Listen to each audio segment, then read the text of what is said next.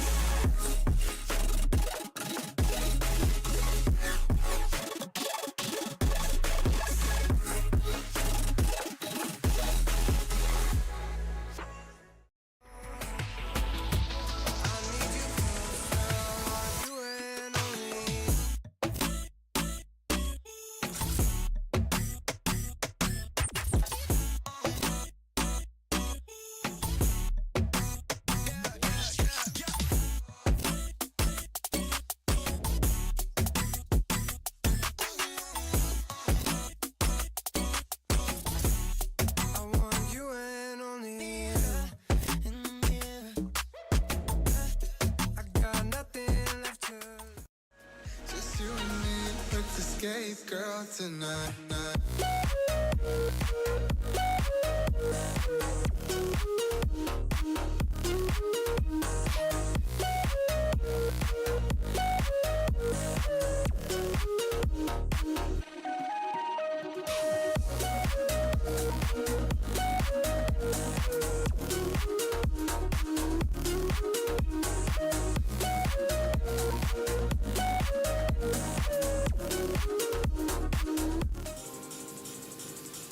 Ladies and gentlemen, welcome back to SVDS, Scottish Virtual Drift Series.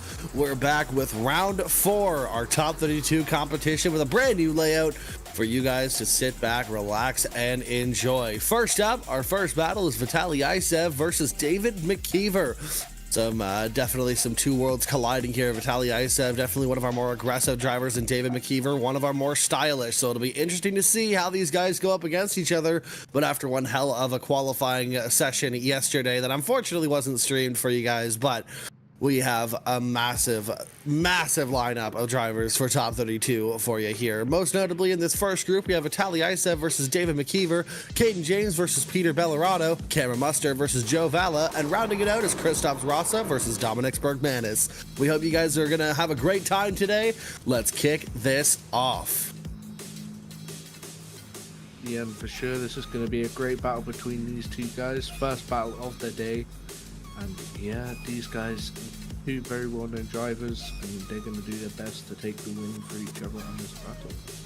Absolutely, Alex. This is going to be really exciting to see. Once again, it's like two worlds colliding. You have aggressive, definitely on-point driving versus David McKeever's very stylish approach with his big angle, big chrome wheels, and full send attitude. So here we go. Vitaly Isev in the lead position. David McKeever chase him in. Ooh, nicely done around the inside clip, and David McKeever cuts it just a bit short, coming around that outside clip for our first battle of the day. This is going well so far. Vitaly Isev, big transition to this outside zone. David McKeever reels on a bit too much angle for the car to handle, it looks like. Getting right up under the door of that 80 Supra, coming up over the line, and a... I would like to see maybe David McKeever clean it up in the second half, but yeah, good battle so far. Absolutely, and here we go. David McKeever in the lead position and Vitaly Isev in the chase. Let's see how these guys do to finish off our first battle of our top 32. You'll see here, Rise, our light tree man, is about to send them here. You'll see the lights go red, the lights will go green, and these guys will be clear to send.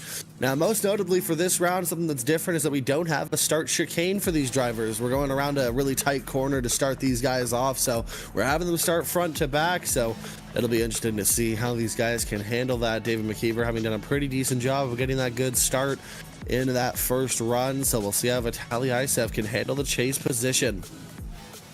Yeah, of course, like we said about that start line, there is no chicane for the drivers to go through, but there is some lines that the lead driver has to go wide, which is giving the chase driver the advantage to go side by side and sort of get the same speed. And just... And here we go, David McKeever ready to send it in. Beautiful initiation right there, nice and tight leads. Oh!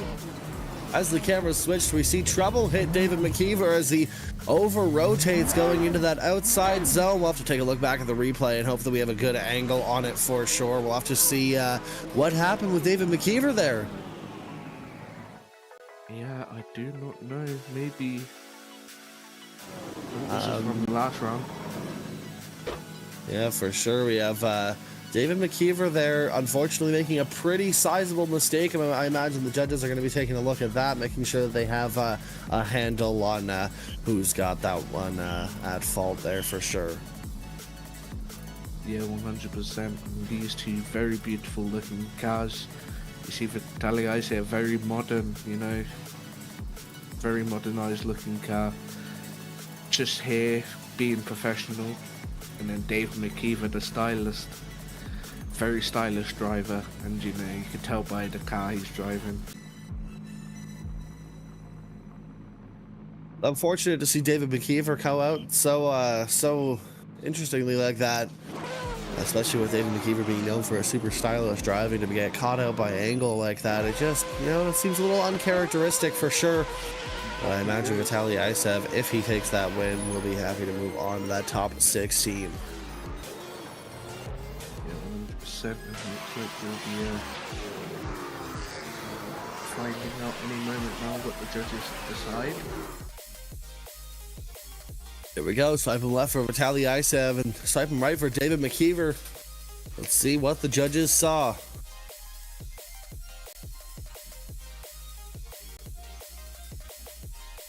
And as the tension builds as we wait.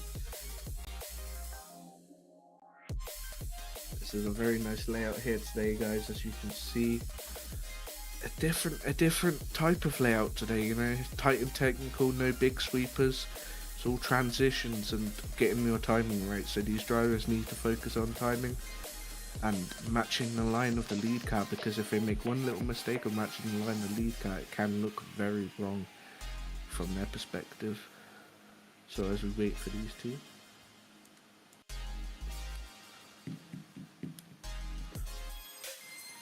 Just waiting now for a decision between these judges. Taking a look at the replays, obviously we want to make sure that that spin wasn't due to contact or anything. I mean, from our perspective, it did just look like David McKeever went around, but obviously you're going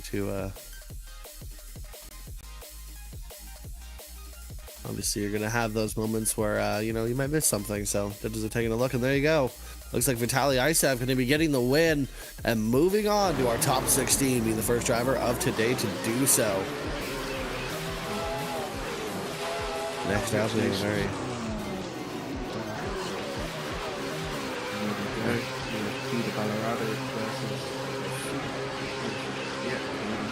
James.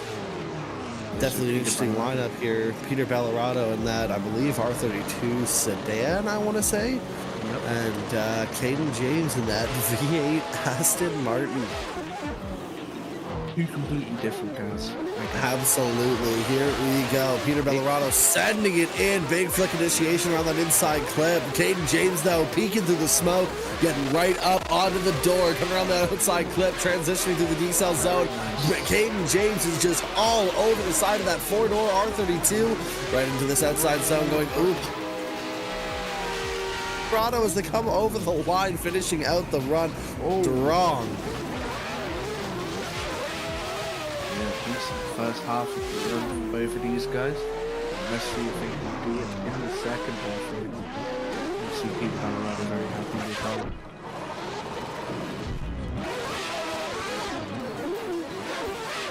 So that was the second half. I felt sorry that we missed the first half. But here we go. We may have a decision here. Swipe him left for Caden James, swipe him right for Peter Bellerato. And we will see what the judges will say. Yeah, it's unfortunate. The first half of that battle did run while we were waiting for the decision on the last one. So now we'll have to see. Unfortunately, the stream not getting the whole picture, but it was a very solid run for sure. Caden James swiping left or swiping right for Peter Bellerato. Definitely another mix of aggression versus style here. You have that Aston Martin super gripped up, super crazy comp build versus that very stylish looking four-door R32, which you don't see very many of, you know? You usually see those two doors, if any at all, but when it comes to those R32s, it's really cool to see that four-door come out here and still, you know, kick some ass. 100%. And yeah, as you said, four-door R32s aren't very common here, so it's nice to see some big boy cars come out here, you know, the yachts, and have some fun.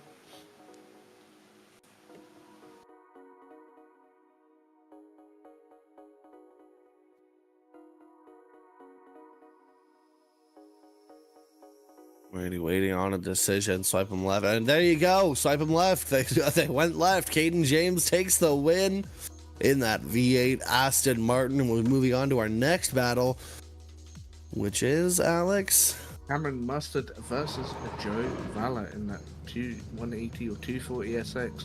I cannot tell from here, but yeah, Cameron Mustard being a very proven driver here, winning around. So let's see what Joe Vala can do. Can he put a dent in Cameron Mustard's championship run, or can Cameron Mustard keep reigning here? And we'll see what happens as Rise lets the lights go any minute now. Here we go. Cameron Mustard versus Joe Vala. Two very similar style drivers, I'd say.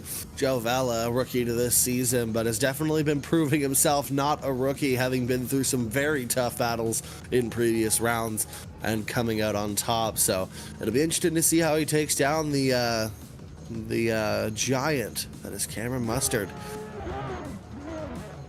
Here we go. Off in the lead position is Cameron Mustard. Joe Vala going to take chase here. Cameron Mustard, big flick initiation. Big angle around that inside clip coming into this outside zone. Joe Vala, though, not skipping a beat. Right there on the door of that R32. And putting that pressure on as they transition to the decel zone. Look at this, keeping that proximity, making sure he gets that timing right with Cameron Mustard throwing down a heater of a lead. Wow. What a run. Cameron Mustard just seems to be really fast. We saw this last round, Cameron Mustard pulling away from people. But you can sort of see it there. Joe Vala having to sacrifice some things to keep up with Cameron Mustard. And you can see the speed and grip from Cameron Mustard's car there. And I think it's substantial compared to most cars. And I think he really has that car turned up for this round. Absolutely. And Joe Vala, though, you can't knock him too hard for having to cut a little bit. He did it very expertly. He managed to keep that car right there the whole time. Absolutely doing a phenomenal job making do with the speed of Cameron Mustard. But here we go. He's going to get his own chance to shine here as he throws big angle around that inside clip. Coming out of this outside zone. Cameron Mustard putting it right up onto the doors to come around this transition here. Very decel zone. Cameron Mustard putting it right there on Joe Vala's door. Bumper to bumper transition up the last corner, up onto the wall. Beautiful job from both Cameron Mustard and Joe Vala. This is going to be a hard one to judge, and I'm telling you, I do not envy their jobs. Yeah, a lot of similarities there in that battle from both of these guys. There's basically the same proximity in every area. just maybe a bit of an edge for one of these drivers here. As you can see, they're doing donuts to celebrate the battle. Obviously, them two very happy with how they performed. They are waiting to hear what the judges will say about that. Absolutely, it was a super sick fight between both of these guys. Cameron Mustard showing the absolute dominance in terms of speed in that R32, but Joe Vala making do with it and sticking to his door and then putting down his own very nice lead. So this will be interesting to see. Swipe him left for Cameron Mustard, swipe him right for Joe Vala. We got Rise, Arctics, and Tyre all voting for Cameron Mustard. So unfortunately, just getting edged out is Joe Vala, and Cameron Mustard moves on to our top 16. Alex, who's up next? Next up, we have Kristaps Rasa versus Dominic Burgman. As you can see, Kristaps Rasa in that A90 Supra and Dominic Burgman in what appears to be an Aston. Is that, am I right or am I wrong? I can't. It's possible. It's a little bit hard to tell from here. Keep in mind that our screen here is a tiny bit pixelated, but it looks like you are correct, good sir. Looks like he's possibly taking the wheel of Caden James's Aston Martin as he puts it right up under the door of Kristaps Rasa. He says, buddy, I don't care what chassis I'm in. I'm still going to fight for that win. Here we go, coming through that decel zone into this outside zone. Kristaps Rasa all over that lead line, but Dominic Burgman is no slouch in the chase, putting the pressure on, possibly tapping him over that last corner, but finishing out the run very strong are both of these drivers. Let's switch them up and get them going here. We'll have Kristaps Rasa now in the lead, and Kristaps Rasa in the chase, and Dominic Burgmanus in that lead position. That Aston Martin going to be leading in that A90 Supra. Alrighty, so let's go red. Let's go green, and here we go. Dominic Burgmanus now to take the lead position in that V8 Aston Martin. Ready to send it in here. Big full look initiation. Ooh, possibly Kristaps Rasa setting himself a little bit poorly on that initiation, but nose is in, giving a little bit of a rub, a tap, a tell ya I'm here move as he gets right up onto the door of that Aston Martin, losing a bit of angle there towards the end of that outside zone, but gets right up, putting the pressure onto that last corner and finishing out the run.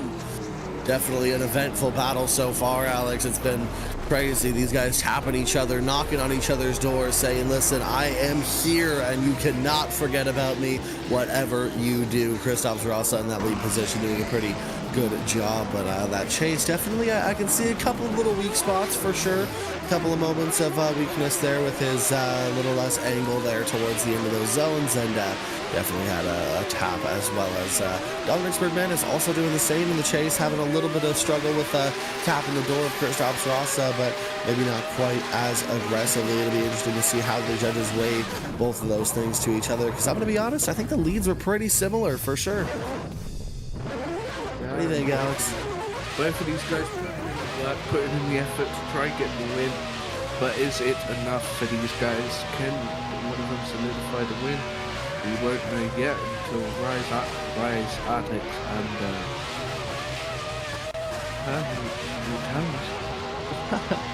Please, but Alex has forgotten how to pronounce Tyre's name. That's funny. I never knew how to be fair. I like to jokingly call him Thurhy, but for professionalism's sake, we call him Tyre because that's how you actually pronounce that.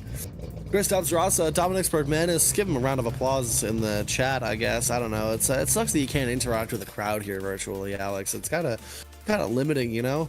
Yeah, that's the only sad thing about virtual, but here we go. Swipe him left for Kristaps Rasa, swipe him right for Dominic Burgman, and 1, 2, 3. Ooh, and it's Kristaps Rasa getting the win, moving on to top 16. Definitely an awesome call there, and definitely an awesome battle to watch. Dominic Burgmanus, maybe he'll come back next round and have his own chassis to compete in for sure, but definitely put down a pretty good run considering he's in a brand new chassis, brand new car, something that he's not used to, so it'll definitely be interesting to see him perform, hopefully next round. But here we go. Let's see, this is going to be what, one of 75 A80 Supras for today? Yep, and Anastas Kublas. Yep, Ernestus Kublas in his S14. Very common chassis here, but hey, there's a reason they're common. They're very competitive. You see some of the best battles come out of these super common chassis. So Ernestus Kublas in that S14, ready at the line, waiting for Key and ready to be finished in that burnout box. And that A80 Supra getting lined up and ready to go. Here we go. You'll see the lights go red, the lights will go green, and Ernestus Kublas will be clear to lead them in. Alrighty. Just waiting for the drivers to grid up behind everybody, just so that we don't have any server lag from drivers moving around too much. We want to make sure we have the cleanest battle as possible. And when it comes to some of the European drivers and American drivers and everybody in different time zones and areas, it can definitely get a little laggy sometimes. So we want to make sure we give them the best chance possible to have a clean run, for sure. Yeah, 100%, and I think they are done lining up there. So we'll be waiting for Rise to send these guys off. Obviously, Ernestus Kublas, a very known proven driver, but same as Kian Reddy having his shine moments here. So let's see what he can do against Ernestus. And yeah, we'll see what fails in the air. Here we go, and that's just Kublas in the lead position. Kian Reddy in the chase. As 14 ready to do a big initiation. You can tell Kian Reddy falling back quite a bit. Will he be able to lunge up through the smoke? It looks like he does. Look at that, lunging right up and getting onto the door of Ernestus Kublas as Kian Reddy putting the pressure on here as Ernestus doing a fantastic job in the lead, coming around that outside zone. Kian Reddy not backing down whatsoever, finishing out the run strong are both of these drivers. Definitely a bit of a wobbly start for Kian Reddy, but clean it up towards the end. It'll be interesting to see how he handles the lead run, and vice versa. Let's see how Ernestus can handle the chase. We know those A80 Supras have a lot of potential to be quite quick around tracks like this, which is interesting to see from such a bigger chassis, but watching it and be nimble and quick around a small course like this, it's super interesting to see. So I'm excited to see how Kian Reddy does in the lead. Yeah, 100%. We all know Ernestus can put it on the door, so let's see what happens here. Did Kian leave too much to the side, or did he do enough? Here we go, lighting off early, getting that car flicked in. Bumper to bumper though was Ernestus Kublas, and nosing in, possibly a little bit of contact. I don't know, it was hard to tell, but here we go. Ernestus transitioning, sticking right to the door of Kian Reddy. Kian maybe possibly a bit sloppy in this lead run, but keeping it in the zones and doing a fantastic job towards the end of the course. But Ernestus just absolutely railing him from that chase position, just putting on the pressure, telling him, listen, hey, you cannot shake me, my friend. Absolutely phenomenal battle so far, Alex. What are you thinking? Yeah, it was a very good battle, and yeah, we saw the shine of Ernestus come through there, but did he make contact? We'll have to see, because it could be a deciding factor there during these battles. But other than that, a pretty clean battle from both of these, both of them having good moments and some bad moments, so we'll have to see what the judges think of that. Absolutely going to be interesting to see how the judges handle this, for sure. Ernestus Kublas and Kian Reddy, definitely one hell of a battle. These guys were duking it out, gloves off, fist fight, street fight, just throwing slugs at each other, just trying to get that win, that edge over the competition, and get that going here. So check this out. You can see Kian Reddy definitely having that gap hold on him, but look at how well he managed that vehicle and lunged up back onto the door for some proximity with Ernestus Kublas. Definitely an interesting battle so far, and we'll have to head over to the judges screen here in a minute and have them take a look. Yeah, I do feel as is maybe, I don't know, depends on them contacts, but did Kian do enough here? Could he have been closer to Ernestus? Because Ernestus is on a pretty smooth lead line here, so there really isn't no obstructions. You see a bit of angle pulled off there, so I could see that being a bit of a deduction for Ernestus. But you can see here Kian getting caught off guard on this initiation, but making it up through that transition, and I just don't know what the judges are going to think of that so far. Absolutely, and I imagine the judges are taking a pretty good look at it, as we've been waiting here quite a while for a decision, so I imagine they're taking a pretty good look. Just as I say it here, swipe him left for Ernestus Kublas, swipe him right for Kian Reddy. That's 1, 2, and 3. Everybody sided with Ernestus Kublas. He'll be moving on to the top 16. And that, I believe, is our first group of drivers. We have the rest of them already loaded up, but that's our first quarter of the bracket taken care of. So we'll get the bracket up on screen here for just a second, so we can take a look at who's coming up next. And here we go. We have Jason Cave versus Eric Lindquist for this next battle. Here we go.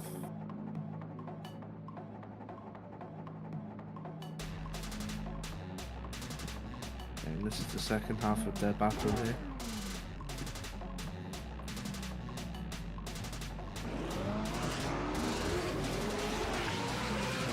This is the first battle.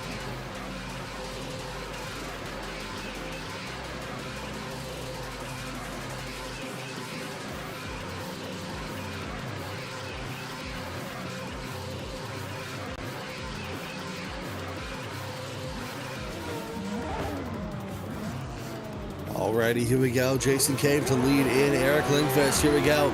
Big initiation from Jason Cave as he sends it in right there on that outside zone. Eric Lindquist, falling back quite a bit, just not having that proximity where you want it to be. Transitioning here, Jason Cave just running away with it. Coming around that outside zone. Beautiful job as they finish out the run. That Ferrari just absolutely hooked up Eric Lindquist. I just don't think had an answer for that speed.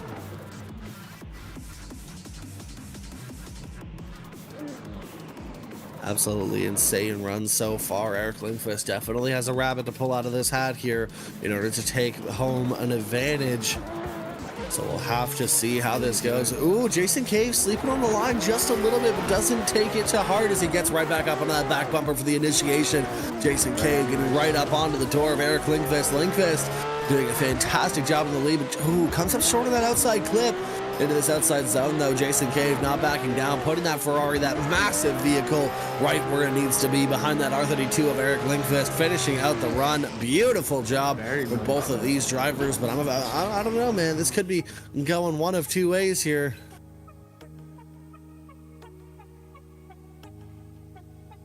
Absolutely an insane battle between these two. Eric Lindquist just did not have an answer in that chase. Every time it seemed like he got close, he just lost that proximity again, with Jason Cave just doing a fantastic job, just absolutely putting the pedal to the metal, putting the power down on the ground and just running away with it. So definitely going to be interesting to see what the judges think for sure, as Eric Lindquist and Jason Cave did a phenomenal battle. Can't wait to see who takes it home. Yeah, 100%. Both of these guys doing the best they can, but I do feel like Jason has a bit of an edge here. But I'm no judge, they could see something that I don't see. But as it stands, I feel like there is a bit of a leaning tower teaser. And here we go. Swipe him left for Jason Cave. Swipe him right for Eric Lindquist. And here Eric Lindquist gets the win. We might need a judge on that one just to explain that one. Yeah, mate. Yes, as I said, they see something that we don't see. And it can happen very easily here. So we're gonna see if we can get a judge in here to explain that call, just because it looked like it was gonna go one way and then it went the other way. So we want to make sure our viewers aren't confused about anything like that. So we'll take it over to the judges and hopefully we can get an explanation on that one for sure.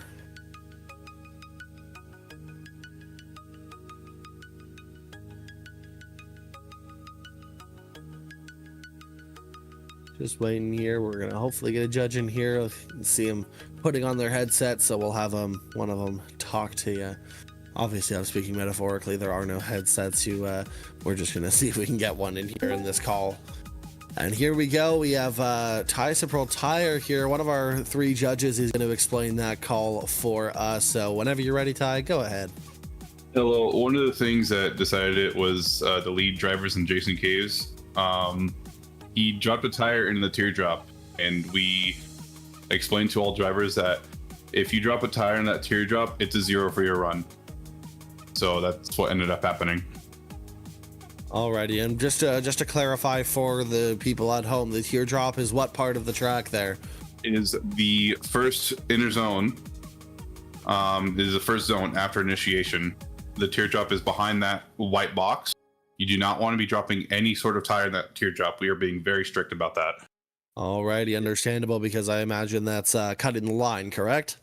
Yes, that's pretty much cutting the line. You're cutting the chase driver doing that.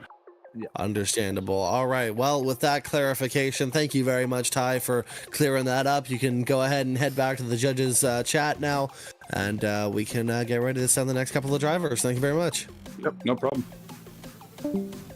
Alrighty, a very clear cut and thorough explanation there from Ty, mentioning the fact that Jason Cave did in fact cut that first section of the course, causing that gap for most of that run. So Eric Lindquist getting the win, but is definitely going to want to clean up his chase runs for his top 16 battle. But here we go, we have Jordan Frye versus Sebastian Chiron here. Transitioning in is Jordan Frye. Look at that gap already being opened up as they come around this outside zone. Sebastian just trying to stick to him here. Look at that transition. Trying to find the proximity on Jordan Frye, but just can't seem to quite find the line here. But Jordan doing a fantastic job in that lead run, just absolutely laying it down. And is that a G35 I'm looking at? That's an Infinity, yeah? Yeah. Oh my goodness, that is I think it's the first one I've seen actually competitive virtually. That's actually crazy. Jordan Frye out here in that Infinity G35. I mean, like, don't get me wrong, we know it's on like a Z chassis, but it's still really cool to see one of those out here for sure, as you just don't see very many of them here on the sim. Most people want like the bigger cars, you know, like you have your Mustangs, your Silvias, your Supras, all of that. But you know, for Jordan Frye to come out here in that G35 and, you know, dominate that lead position so hard, it's going to be interesting to see how he does in the chase. Sebastian to lead him in. Jordan Frye right there on the back bumper, but possibly contact. It looks like Sebastian over-rotates or goes into the dirt there, so it'll be interesting to see how, we'll have to see and check if we have a replay of that incident. It was possibly contact here as he comes in. Look at that tap. And oh, but I don't know, man. It didn't look like the cars were, like, it looked like there was a tap, but not enough to send Sebastian around. That's going to be, I don't know. That's going to be a tough one. It's hard to see because our camera cuts right here and all we see is smoke while Sebastian goes off the track. So we'll have to take it down to our judges and have them take a look at that for sure. It's just so hard. But here we go. Look at that second half of the battle. Or not second half of the battle, the first half of the battle. That's right. Jordan Frye, Sebastian Chiron, swipe him left or swipe him right here. 1-2, and it looks like Jordan Frye gets the win, and I can only presume that might have been that Sebastian might have brake checked on the start, but I don't know. We might, I know this might be twice in a row, but we might just want to clarify that with the judges. But you know what? We'll wait on that one for now, just because we did just have a judge here a minute ago. We're gonna chalk that one up to possible brake checking there or something going down. If Sebastian would like to clarify for himself in the chat there, go for it. But absolutely, Jordan Frye taking home the win. Really awesome to see that G35 take it to the next level in this competition. So we're gonna move on to our next battle of the top 32, and who's that gonna be there, Alex? This is gonna be Zakar Pavlovski versus Bana Pagasdi. If I said that right. Two very confusing names, two very good-looking cars. I think we're just gonna have to go with Zakar and Barna. That's just how we're gonna have to go with this, because there's no way either of us are gonna be able to say Pavlovski and Pagasdi like in quick succession without immediately fucking that up. So it's Barney and Zach. Barney and Zach. All right, we love it. But anyway, other than the cringe jokes, let's get onto this battle. As you can see, Barney getting really close to that rear bumper of that Supra. And these guys are gonna putting it down on the track. As we saw last round, I think Barney was one of the top qualifiers, which he really came out of nowhere with that. Not many people expected it, but he came out and did it and showed everything. Absolutely, but here we go. Zakar in the lead position. Barna in the chase. Zakar doing a fantastic job with that initiation coming into this Big outside zone. dive. Look at that big dive from Barna, but it does not work out for him as he ends up on a tighter line, having to drop that angle. But look at that, lunging in. I'm surprised there was no contact there as Barna gets right up under the door of that A80 Supra of Zakar as they finish the run. Beautiful job. Definitely some stuff to clean up there, Alex, for sure. Yeah, 100%. These guys do the most they can to clean up with the second part of this run. Absolutely. Barna definitely going to want to clean up that for this second half here. He's going to want to do a better job on the lead with Zakar. Possibly going to be able to phone in this chase run and hopefully keep that car right where it needs to be. Look at that, lunging right up, sticking right to the door of Barna. Look at that proximity.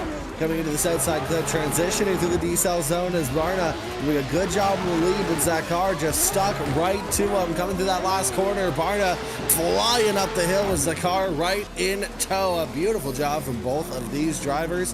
And we'll take it over to the judges to see who takes it home.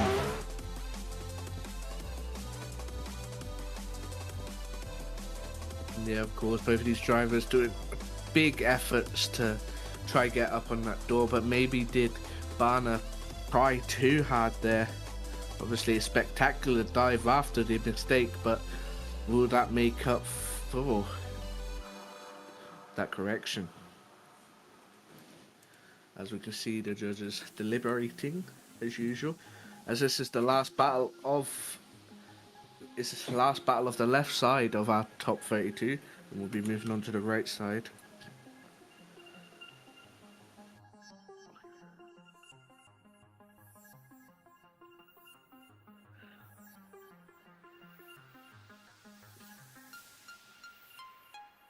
As we still Just waiting on a decision. Definitely an interesting battle. You can see Barna, that big mistake is going to be what the judges are going to be looking at as he lunges up, tries to gain the proximity, but just throws too much at it, gets lost in the sauce, and throws a bit too much angle, has to reel some of it out, and makes that massive mistake in the chase position. You'll see as these clips restart here, you'll see it happen again here. Barna watching that chase position. He comes into that inside clip, transitions possibly a little too early, realizes that he's going to go into him, and ends up reeling it out, taking the safe route, but unfortunately not the good route there as he messes that one up just a little bit. Definitely going to be kicking himself in the paddock for that one. But here we go. Swipe him left for Zakar, swipe him right for Barna. Here we go, and that's 1, 2, 3 over to Zakar Pavlovski. He's going to be taking it on to the top 16, and we'll take a look at our bracket here as we see who's into the top 16 so far. Bring it up here. We've got Vitaly Isev versus Caden James, Cameron Mustard versus Kristaps Rasa, Ernestus Kublas versus Eric Lindquist, and Jordan Frye versus Zakar. For sure, absolutely a stacked bracket for that first half of the top 16. But I believe we'll cut to a break here to bring in our next half of the top 32, kicking it off with Marcel Studzinski. Stay tuned.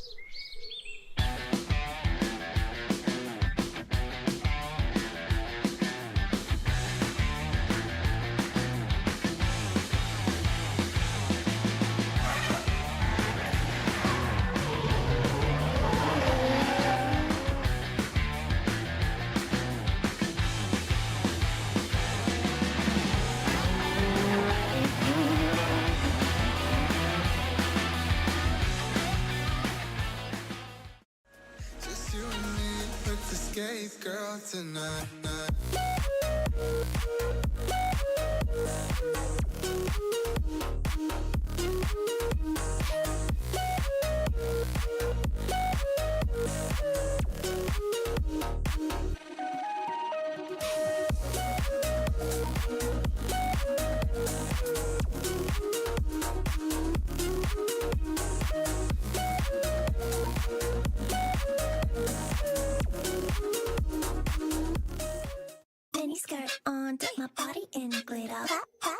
sneakers, all the boys want a picture. Two foreign cars, I make rich look richer. Save your breath, baby, I'm not going home with ya.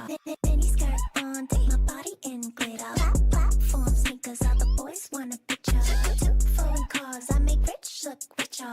Save your breath, baby, I'm not going home with ya. Mini skirt on. Two foreign cars, I make rich look.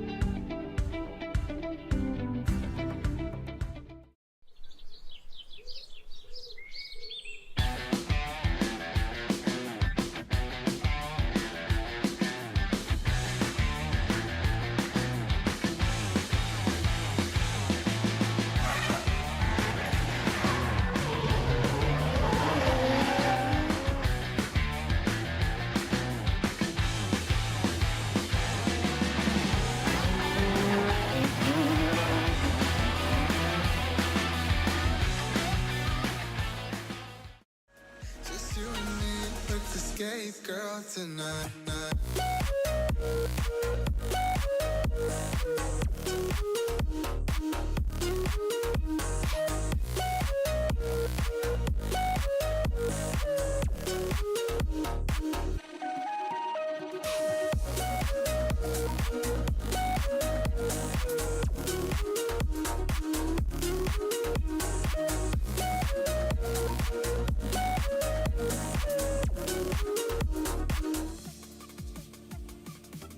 Alrighty, ladies and gentlemen, welcome back. We're ready to start our second half of the top 32.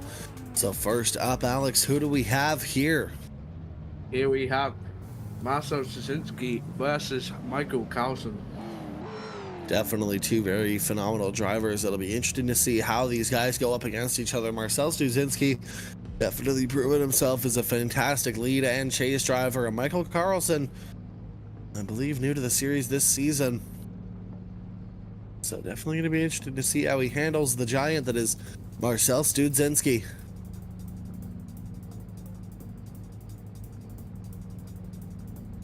But here we go. We'll be ready to send him here in any moment. The lights will go red, the lights will go green, and these guys will take off. Yep, 100%, and two very beautiful looking cars here.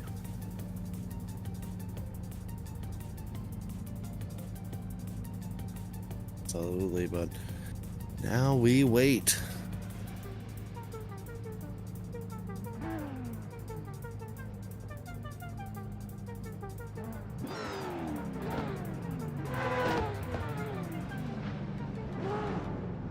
I don't think you can see the lights thought about it there for a second.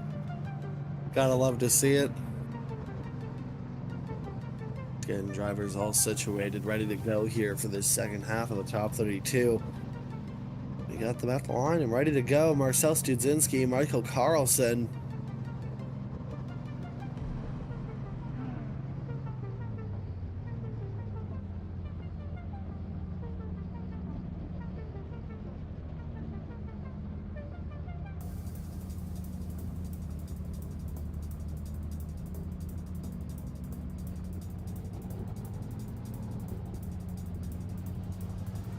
Just waiting now to get them started here. Forgive us for the wait, ladies and gentlemen. 10 years later.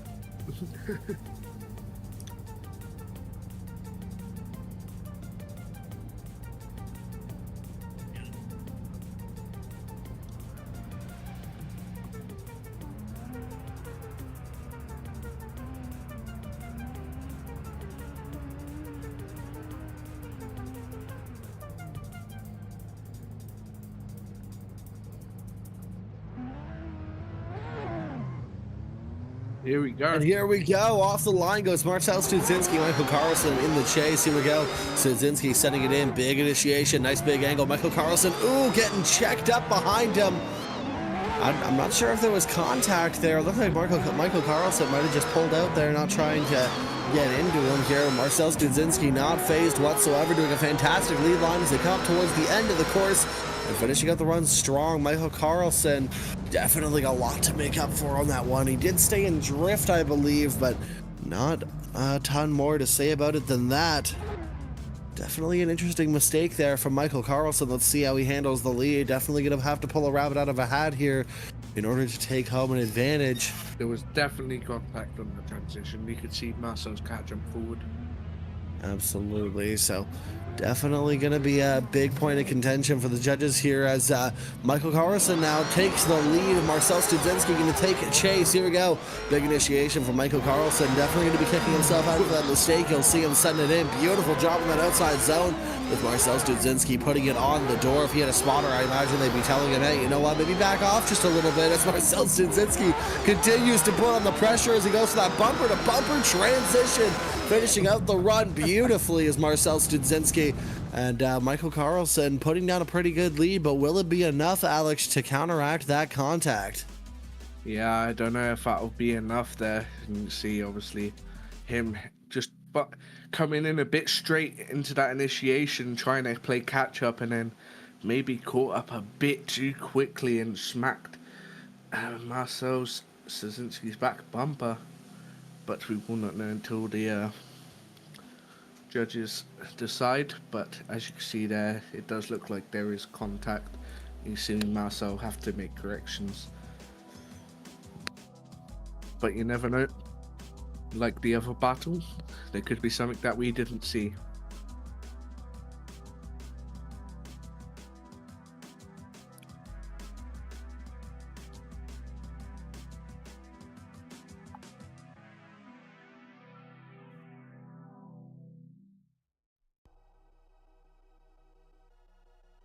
Definitely just waiting for a call from the judges. They'll be taking a look at that contact to see who was at fault. Michael Carlson in that chase, most notably, again, with that contact, causing that big mistake from both of them. It'll definitely be up to the judges to decide and take a look at that nice and close. See who was at fault for it. But here we go. Swiping left for Studzinski, swiping right for Carlson. That's 1, 2, and 3. Marcel Studzinski moving on to the top 16. Michael Carlson, unfortunately, that mistake was just a little bit too much. And he'll be heading home today. But next up, Alex, who are these beautiful people lined up at the line? Oh, and here we go. We haven't seen this guy here for a while, but it is Kobe Wells. And then the returning person that is looking for his first win here, which is Brandon Carter. He's looking to take some revenge on some people today. So this could be a very interesting battle here. Kobe in an 880 Super representing Legacy Tandems, and Brandon Carter in that Frontside Racing PS13. With a new look, might I add. It almost looks like it's a new livery, maybe? Yeah, very, very good looking livery there. And let's see what they can do, and let's see if he drives better with the new livery, because, you know, I've heard some people say that the better your car looks, the better you drive, you know. So we'll have to let that take and see what. That sounds like happens. something the low origin guys would say. Is that something that the low origin guys said? I feel, probably. I feel like I've heard them say that for sure. I feel like every stylish drifter says that. Fair enough. I'm sure Forrest Wang has said it at least once or twice in his career. Yeah. So like, two different cars here. Very stylish PS13, and then a very plain and modern A80 Supra. Not really modern, a very old car, but as all these cars look, it's a very clean car. It looks modernish compared to that PS13. That PS13 obviously looks very, very aggressive and looks like it just wants to go and have some fun. Get him ready to send here in just a moment. Kobe Wells in that lead position, that A80 Supra versus Brandon Carter and his S13. This is going to be one hell of a battle. Yeah, for sure, as we wait the 10 years for the judges to send them off the line. As you know, two very big wings on the back of these cars, may I add, which will do nothing for Driftland because you're not really going fast enough to activate the aero. But I tell a lie, actually, on the BBC layout, on like the big sweeper coming round the big turn, you're probably activating it, maybe. And there we go. Here we go. Kobe Wells in the lead position. Brandon Carter in the chase. Brandon going to be hunting for his first win of the season. Trying to stick it right up onto the door. Kobe Wells, look at that. He gets right there. Possibly going to be a little bit closer, but Kobe Wells, definitely an interesting driver to drive behind. Nice big that. dive. Oh, look at that big dive from Brandon Carter. Transitioning right there on the side of that A80 Supra. Brandon Carter is not backing down this round. He says, you know what, I finally made it past qualifying. I didn't launch myself off of any grass hills this time, and I am here for a win. Brandon Carter absolutely is looking for that top 16 spot and is not going to back down until he gets it. Go big or go home, as he says, with Frontside Racing on the door representing his company. And now Brandon Carter and Kobe Wells will be swapped around, and we'll get ready to send him here once more. The lights will go red, the lights will go green, and these guys will be clear to send. Yeah, will Kobe Wells still be used to the competition now, as he hasn't been in competition for quite a while? As he Here we go. Brandon Carter in the lead position, Kobe Wells in the chase. Big full leg initiation from Brandon Carter, nice and tight to that inside clip. Coming into the flips the car. Oh, what did I just say, Brandon? What did I say? Just said he had to prove Austin wrong. There is mountains to climb. But yeah, but it might have been caused by the contact. That's fair. And also, I'm not sure. There could have been a small tire drop into that teardrop, but look right close. I think it was, right there on the line, it looks like. I don't know what the judges will say about that one for sure. Brandon was on the line, but I don't know if Kobe dropped as well. As you look here, you can see sort of Yeah, oh, that's gonna be close. But yeah, obviously that contact, whoever's at fault at that will probably, well, we'll decide the winner of this battle. So we'll wait for the judges to go on, have a gander at that and see what they think.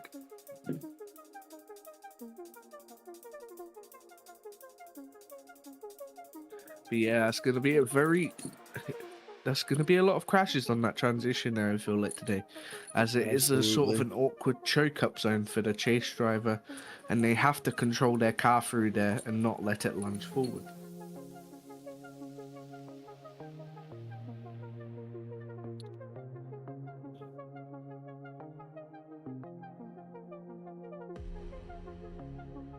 Definitely going to be interesting to see what the judges think about that. They'll be mulling over this clip for quite a while, I imagine, trying to decide who was at fault. Was it Brandon for possibly being too tight, or was it Kobe for just being too aggressive? Yeah, we'll have to wait and see. Yeah.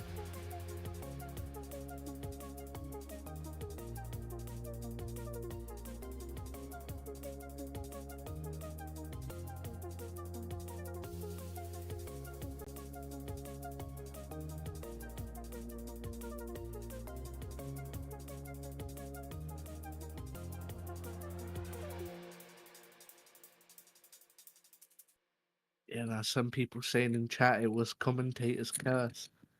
Absolutely, commentators' curse. Austin is like he does it a lot, you know. And you know, there was a mountain to climb, and Brandon. Here we go. Here's the decision. Swipe him left for Kobe Wells. Swipe him right for Brandon Carter. Could this be Brandon's first break into the top 16, or will it be Kobe's return to competition? Oh, and it's going to be Kobe Wells taking the win. We might have to get a judge in here and explain that one.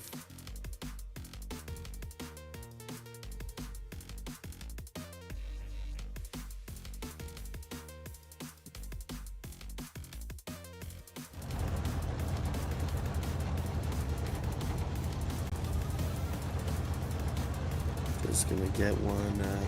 Just gonna see if we can get a judge in here and explain that last call just before we get this next battle started. Yeah, 100%, and this is going to be an interesting battle here. You can see Anthony Taylor pulling up to the line. Simon is gonna, yeah, he has Brent and Stacy, who is not there. Is Brendan Stacy going to pull up to the line here?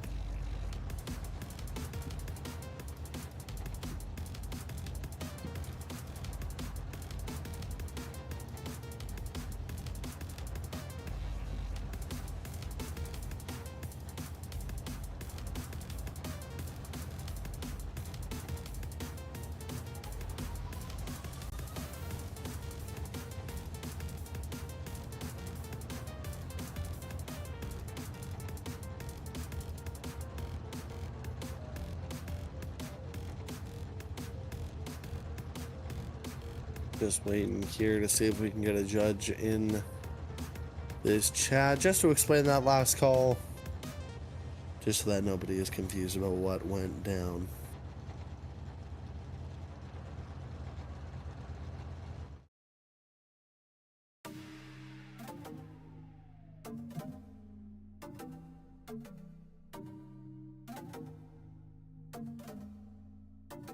Just waiting for a judge to pop in. Hang on a moment.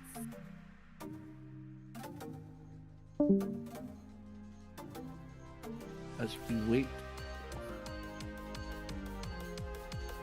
But you know, judges have a hard job and they're everywhere, so we do have to have a bit of patience to get their credence.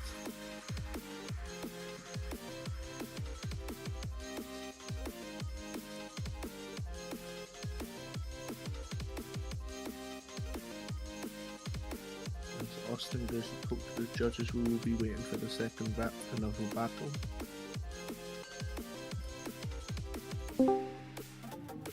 Alrighty, apologies, ladies and gentlemen, for how long this is taking. It turns out the server is currently having some lag issues, so we're gonna cut to an ad break while we try and get some of that sorted out for you guys. So please stick around, as Top 32 only gets more exciting as we get into the top 16.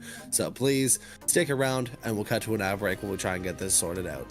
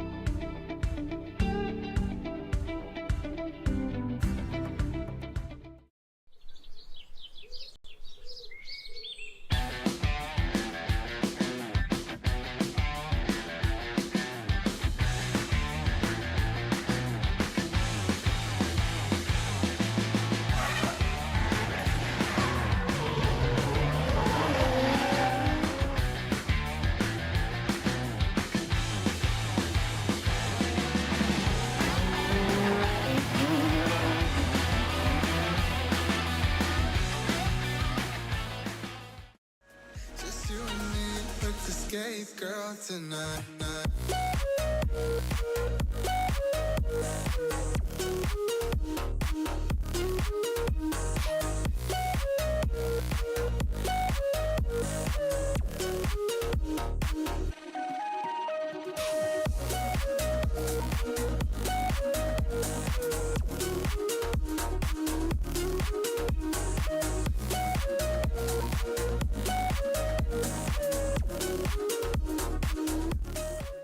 Mini skirt on, take my body in glitter. Platform sneakers, all the boys want a picture. Two foreign cars, I make rich look richer. Save your breath, baby, I'm not going home with ya. Mini skirt on, take my body in glitter. Platform sneakers, all the boys want a picture. Two foreign cars, I make rich look richer. Save your breath, baby, I'm not going home with ya. Mini skirt on.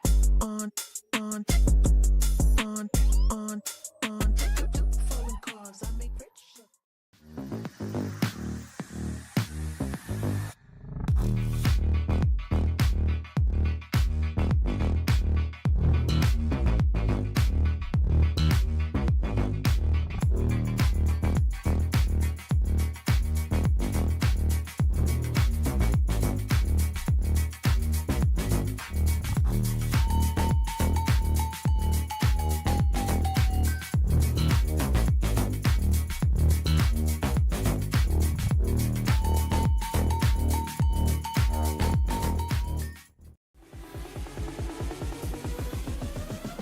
I'll be dating.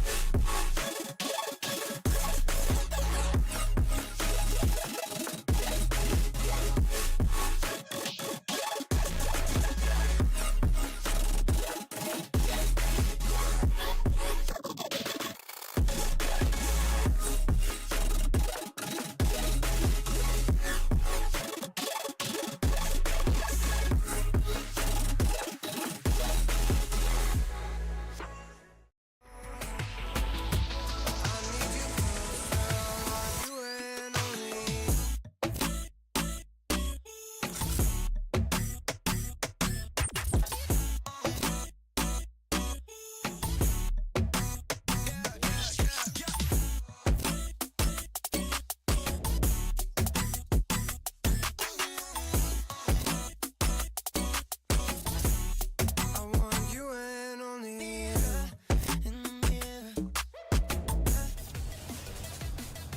Hey, we are back with Anthony Taylor versus Brendan Stacy. Obviously, Anthony Taylor in that Zone 1 E92 and Brendan Stacy in that Super Doof S15. Both of these cars, super good looking cars, and I'm excited to see what these two drivers can do. So Anthony Taylor is in that lead position and Brendan Stacy is in the chase position. Anthony Taylor trying to prove himself here, as he knows last season he had a decent season, but this season he wants to do a lot better. He wants to go for that season win, and let's see what he can do. But Brendan Stacy, will he upset that for Anthony Taylor? I know there's a lot of lag between these guys from being opposite sides of the country, so both drivers have got to be very careful of that. But can they do it? Can they survive this battle? Can they make it a good one? So we'll be waiting for Rise to send off these two guys.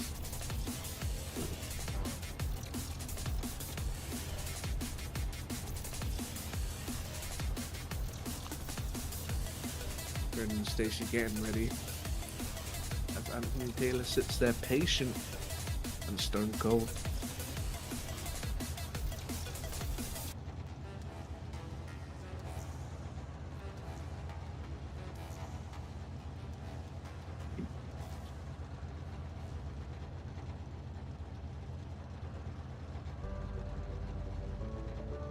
And the cause of the last battle of Brandon losing was because he touched a teardrop, which is a 0. So I'm pretty sure it's a 0. So I think that's the reason he lost there. And there's a lot of lag in the server, so every other angle was different. But obviously Brandon touching that teardrop first, which means he would be deducted for that. So the other driver gets the win.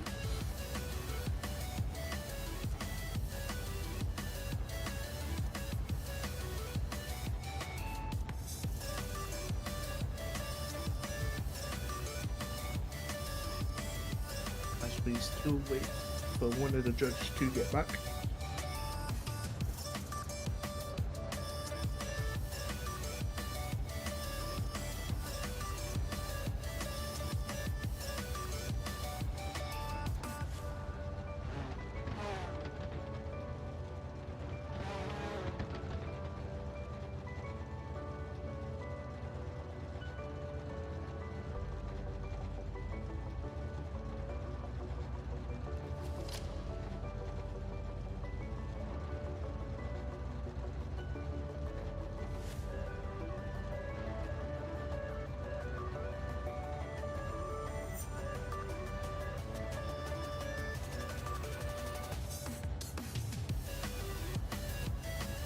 As we are still waiting here.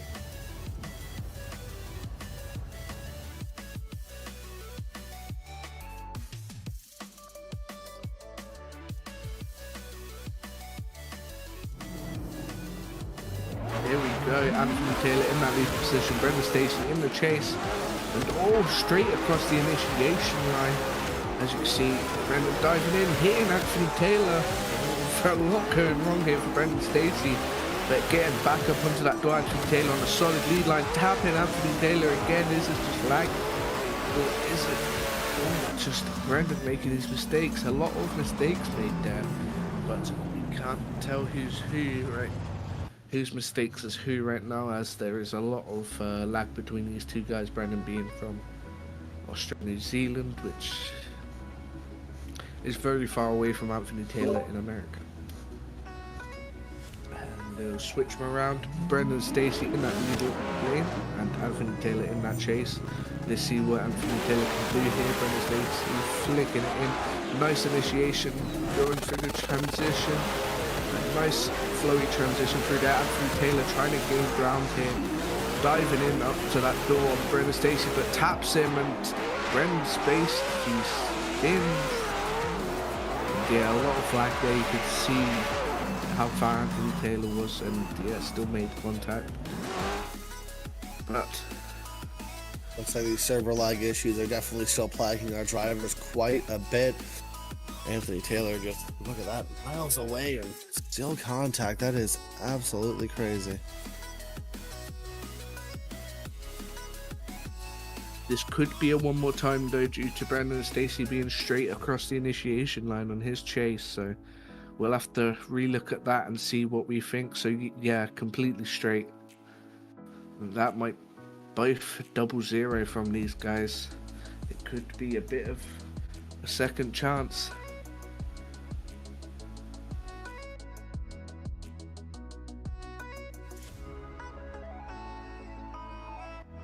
Yep, and we are going into one more time.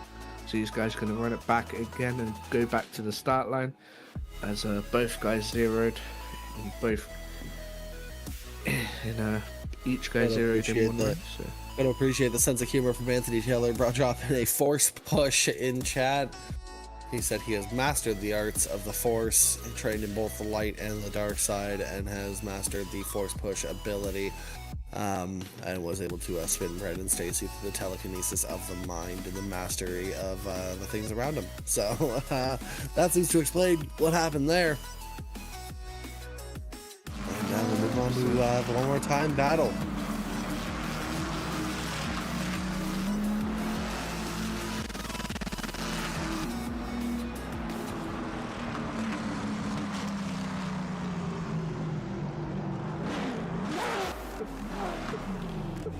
So we'll get these guys going again. Anthony Taylor in the lead, Brandon Stacy in the chase.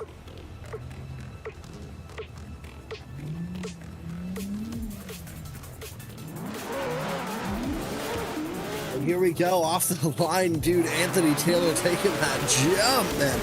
Sending it here, getting nice and tight to that inside clip. Brandon Stacy to try and make up in the chase here, sticking it right to the door. Now Anthony Taylor, though, putting down a fantastic lead in that zone 1 BMW here, coming around that outside zone. Beautiful job, Brandon Stacy going for that bumper-to-bumper transition, trying to stick it right to the door of that zone 1 BMW, but man, just falls short just a little bit in the proximity towards the end of the run there, as Anthony Taylor is just flying in that big BMW there. Super cool to see that thing around track, driving for Blake Olson there in the virtual world here. So super sick to see Anthony Taylor picking up that with going up against Brendan Stacy, that Junk Racing S15. Here we go, off the line goes Brendan Stacy. Anthony Taylor to follow him in. Can we get a clean battle here, gentlemen? Sending it in. Brendan Stacy nice and tight to the inside clip. Anthony Taylor going to try and keep up, get right up onto the door. Look at that push in the proximity on, coming through these outside clips, through the transition, through the V-cell zone. A little bit hesitant as Brendan Stacy through that transition, but gets there nonetheless out of this outside zone. Anthony Taylor stuck right to the door of him, finishing out the run stronger, both of these drivers. Fantastic battle from the both of them. The judge is going to be having a lot to look at here to see who takes the win. I think Brendan does it again in the chase position. Just if we once this replay restarts, you'll see. I don't know if I saw it, but it's just, yeah, he did it again.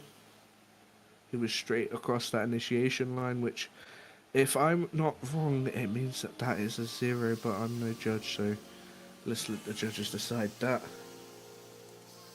And, Definitely yeah. something to look at there, Alex, as we take a look here. We'll do that replay one more time. Oh, we'll move on to the lead run here. Ah, here we go, right here. Oh, yeah, he was pretty straight over that initiation line. Yeah. That's unfortunate for sure. We'll have to see if the judges have a different view of it for sure. As up here we can get a little bit of lag for the stream. So it'll be interesting to see what the judges decide on that one. Will it be Anthony Taylor taking the win? And will it be Brandon Stacy? Definitely an interesting kind of line to follow for sure. Yeah, but Anthony Taylor making quick work of it. Here we go. Swipe him left, swipe him right. Anthony Taylor or Brendan Stacy? Who will it be?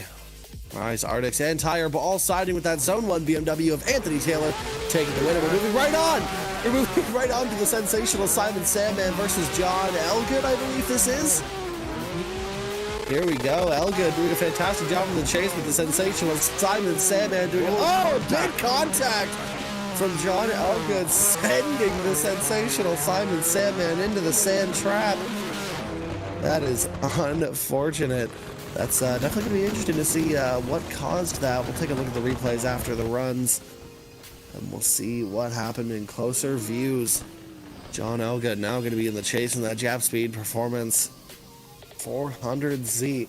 I don't know why people have just dropped the whole 400 moniker lately. Have you noticed that, Alex? Every time anybody talks about this new 400Z, they always just say the Nissan Z. Uh-huh. like, listen, we already oversimplify logos for various different companies. We don't need to oversimplify names here. As that 400Z sends it in, big angle as it goes around the inside clip, but Simon Sandman not phased whatsoever as he noses in, trying to get that proximity, maybe falling a little bit short for what we're used to seeing from him, but gets right up into the pocket for that outside zone. As Simon Sandman transitioning, getting right up onto the door of that 400Z. Beautiful job towards the end of the course, finishing out that second run with a bang. Speaking of bangs, though, we'll take it over to the replays here, and we'll take a look at that contact in that first run. We'll see it's just after the transition here. You'll see they come around. Oh, maybe a possible nudge there, too, but right here, John Elga comes in. Full power from Simon Sandman, but Elga looks like he just might be a bit too aggressive. 100%, and we'll see what the judges look. Yeah, we'll see what happens there with the judges. You can see being a bit very aggressive from John Elga and maybe just diving a bit too much there, and yeah, just slamming Simon Sandman into the banks. Absolutely, and that would well, the best thing about the virtual world is that in real life that would be a devastating crash. Even if Simon Sandman took the win, it'd be hard pressed to see him actually make it to his next battle. But luckily this is the virtual world. You hit that back to pits button, your car is perfectly fine again. So hopefully we'll see what happens after this battle here. What do the judges say? Definitely interesting to watch here. John Elgood, yeah, a little bit of contact there, it looks like, too, from John Elgood. Just sends Sandman wide there, unfortunately. Sandman doing a pretty good job in the chase. Probably didn't need to go as hard as he did, but yeah, everybody knows. There's a reason he earns the moniker, the sensational Simon Sandman. I mean, the guy is constantly driving for the fans. And I tell you, he's got him. I swear to God, every time Sandman's on track, you got 40 different people in the chat just cheering his name. Or, well, I guess as close as cheering as you can get with virtual audience.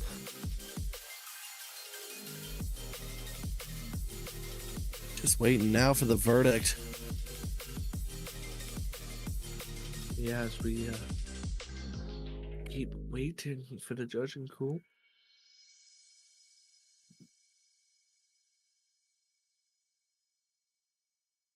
I think what the judges are looking at is to see if Simon Sandman was slowing down after the decel zone. This transition, definitely a big one here, but it does look like he lit off before the contact, so I don't know. It'll definitely come down to the wire deciding who is at fault for that contact for sure.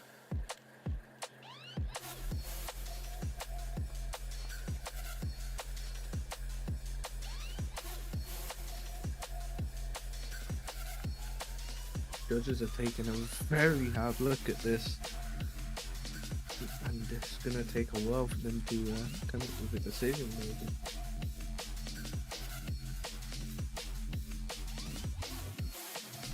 As I think all of us up here keep checking the sheets to see if we have a decision yet.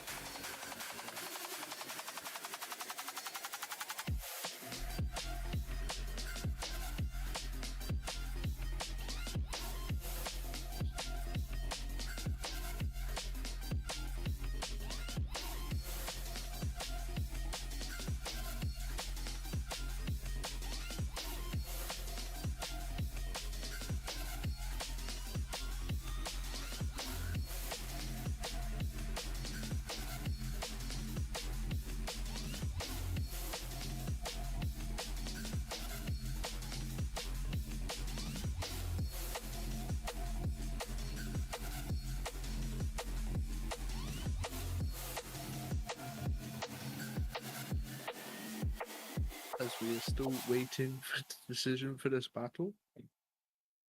Again, judges do have to take their time on this one, as if they make the wrong call, people will be upset.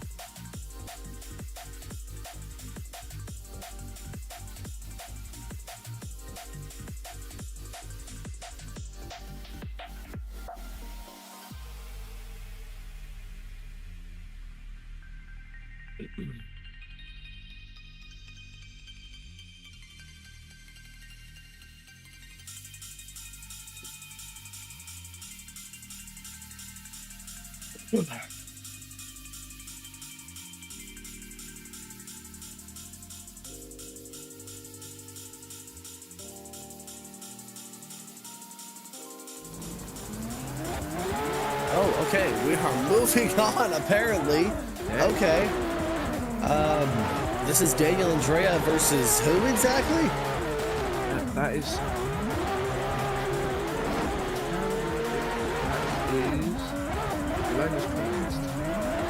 That is incredible how we just skipped straight onto a battle without getting a single call. Completely caught us off guard. Love that.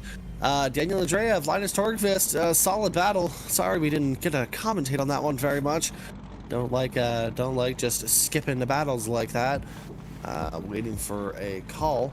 That was fun. For a call from Sandman and John Elga, but yeah, it'd be nice if we actually got a heads up on that next time. Definitely going to be talking to the judges about that one.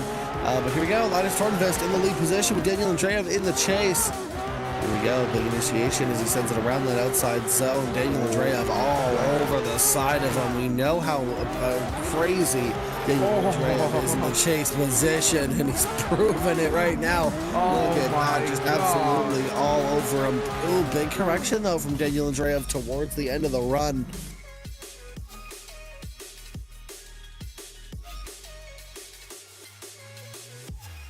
What a chase run, though. That was absolutely phenomenal to watch. Definitely, again, interesting what happened just now with the run just starting with no warning. yeah, I don't think we still have a winner from that last battle, which is a bit confusing.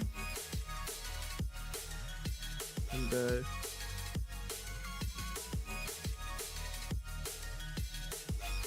we look at this battle, as you can see, Linus Torgfist, these guys on the initiation, getting through there pretty nice. Daniel Andrea door and Linus Torgfist there, you can see very nice proximity, but also Linus doing a very good job in that lead line.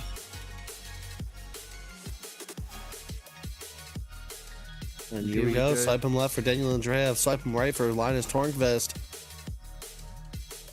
And that's unanimous. Daniel Andreev takes the win, moves on to our top 16, and hopefully we'll get a call here from John Elgood and Simon Sandman. It'd be really nice to see it. Just waiting on Rise, taking his sweet old time. So, the winner of that battle is Simon Sandman. Here we go. Yeah, there you go. Simon Sandman takes the win on that last battle. Thank goodness we actually got to see that call, but next time, hopefully we'll actually be there for when the battle starts. So, yeah, there we go. Here we go. This is William Holloway versus Danielis Perungauskas. Danielis to take the lead. William Holloway in that four-rotor maneuver, lubricants, mounts and tricks, RX-7. Ready to send it in right there on the door, but getting a little aggressive. Possible contact there on that transition. As William Holloway gets right up onto the door of Danielis Perungauskas, but Danielis putting in a fantastic lead run. Look at that. Danielis just in the lead, doing a fantastic job with that last outside zone, but William Holloway ain't no slouch towards the end. Fantastic run.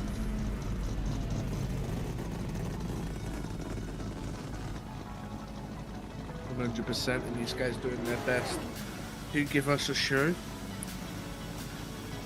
Look at that, immediate lined up, bumper to bumper, ready to go. William Holloway in the lead position. Danielis Perungauskas sniffing that ethanol exhaust.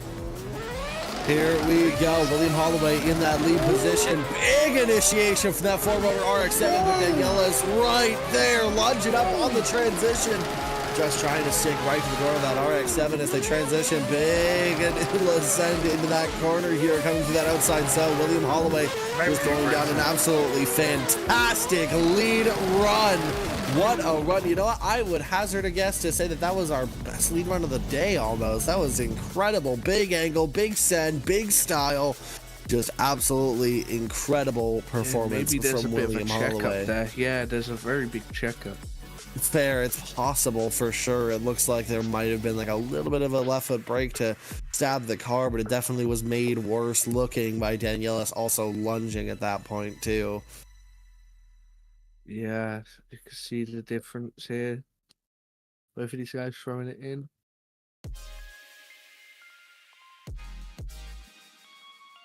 Definitely super cool to see it, but I think if we had to go chase by chase here, Danielis definitely, I think, had more proximity more consistently, but I'd say like lead to lead, aside from that small mistake from William out in that outside zone, I'd say William did a fantastic job in that lead run. Just absolutely full send, big angle, giving Danielis every opportunity.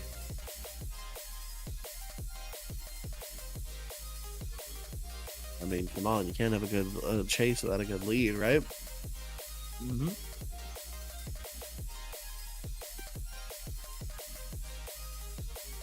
For sure, and we'll be waiting for the call on these guys. With lead, them two doing a very good job here in the lead and chase run. So we'll be seeing what the judges think of this.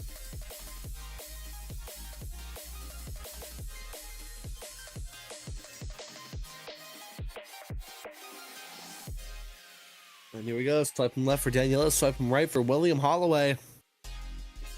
That's 1-2 unanimously. Danielis Perungauskas gets the win. That's probably due to the checkup from William Holloway, which is unfortunate. William definitely probably would have wanted to go further today, but that RX-7 definitely handling well. We'll hope to see him in the next round, but Danielis, absolutely fantastic job.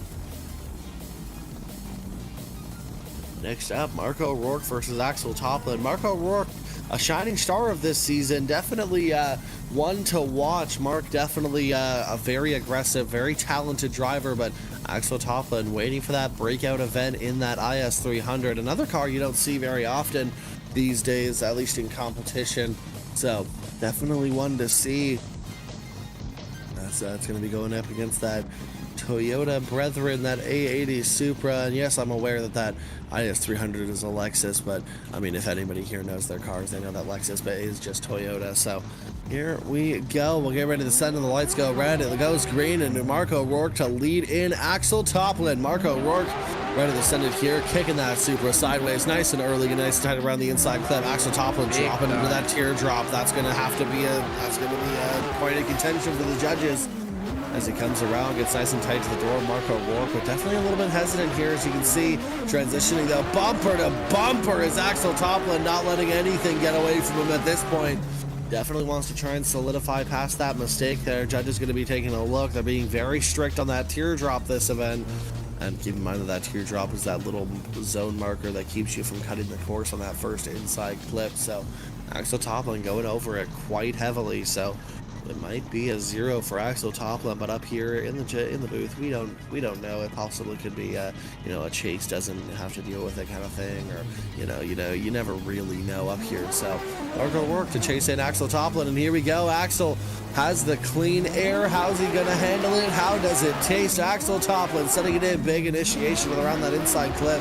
Coming up to that outside zone, Marco Rourke right there on the Ford, that IS300, covering all of his bases. Look at that, taking it right to that IS300 as it transitions and sends it into the last outside zone.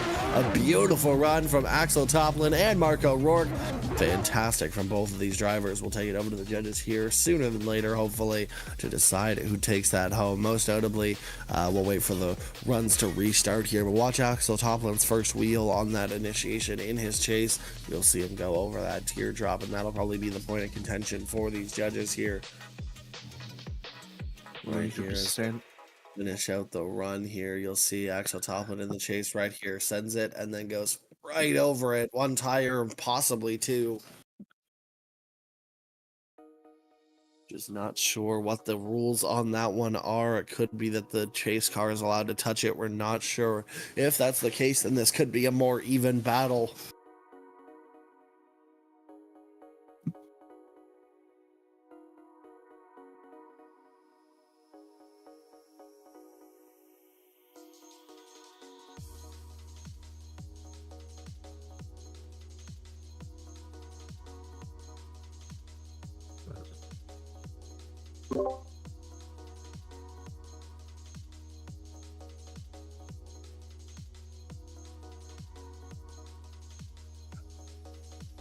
And we are waiting for a decision here.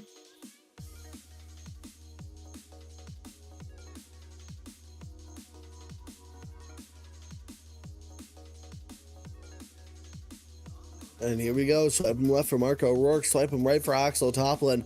Could this be a continuance for Marco Rourke? Or, oh, well, it looks like it's going to be. Marco Rourke takes the win. That A80 Supra moving on to our top 16.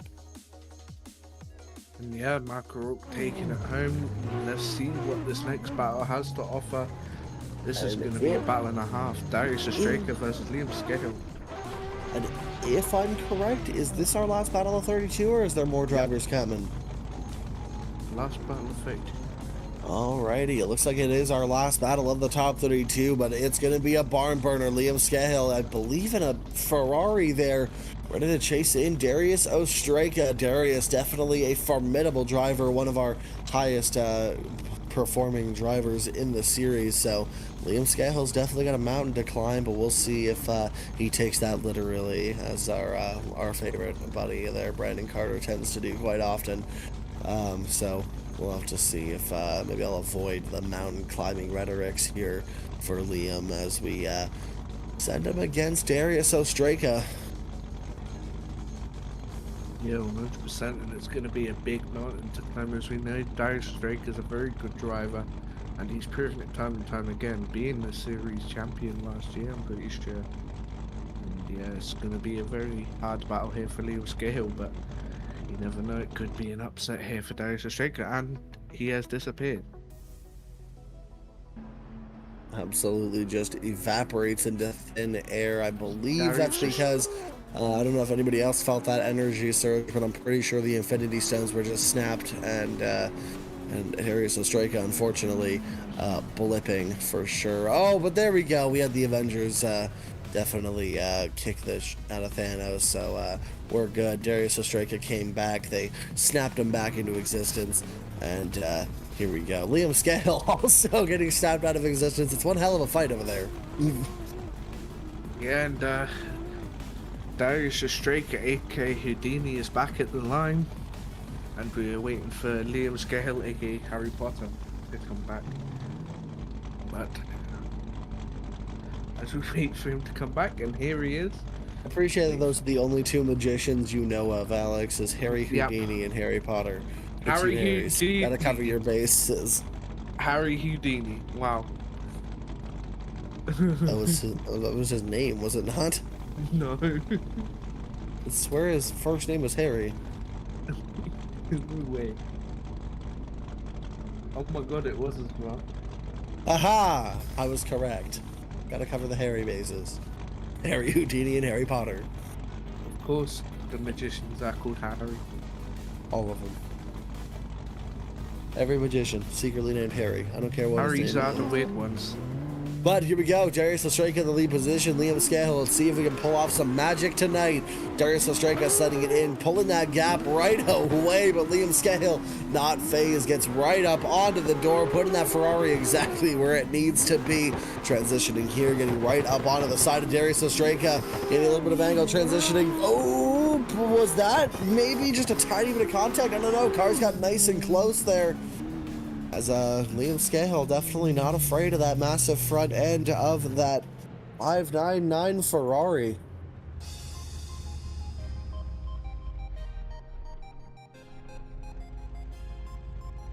Here we go.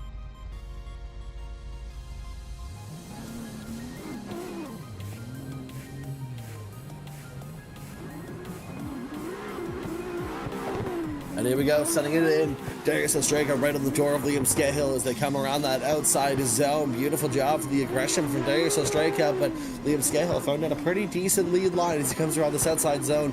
Darius Ostraka putting the pressure on as they transition through that last section of the course, coming up the hill and putting on that pressure. That is crazy. Very nice. What a run.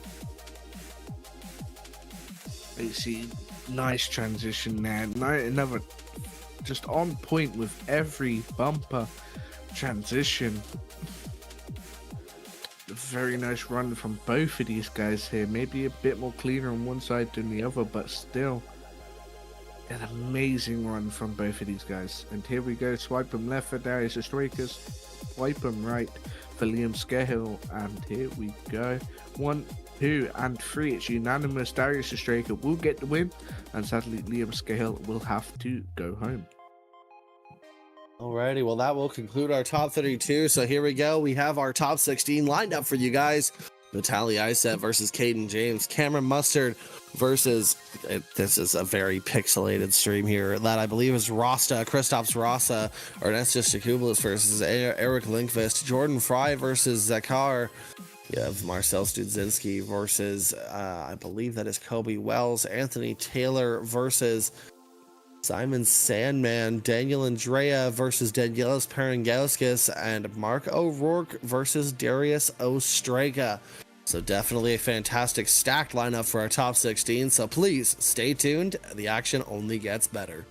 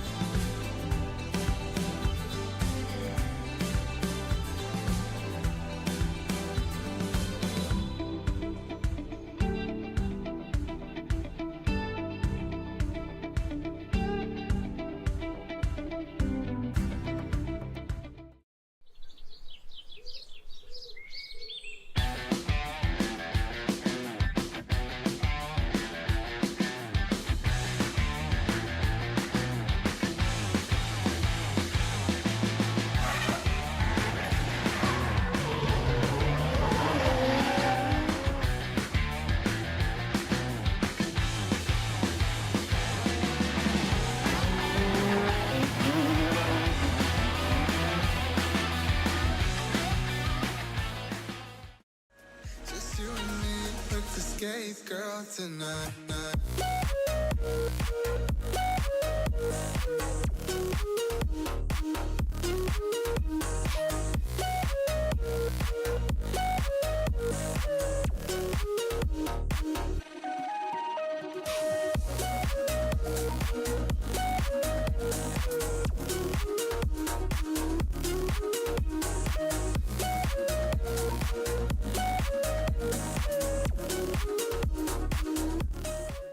Mini skirt on, dip my body in glitter.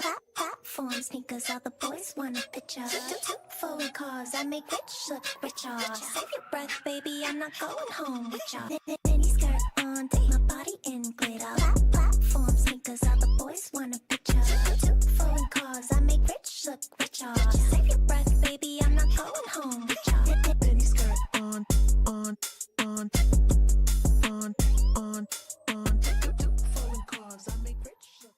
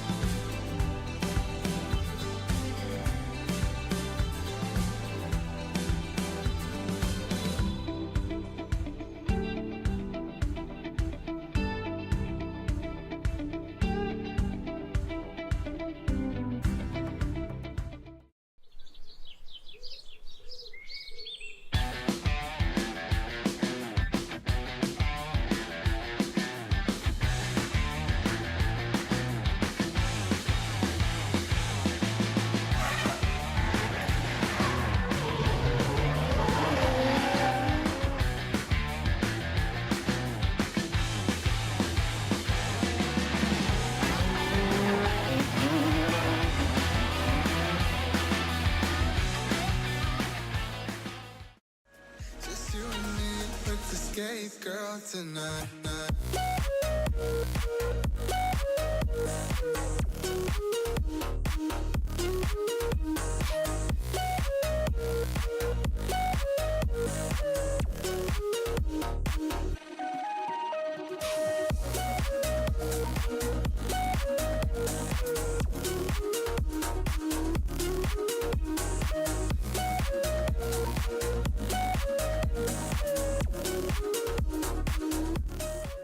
Mini skirt on, dip my body in glitter.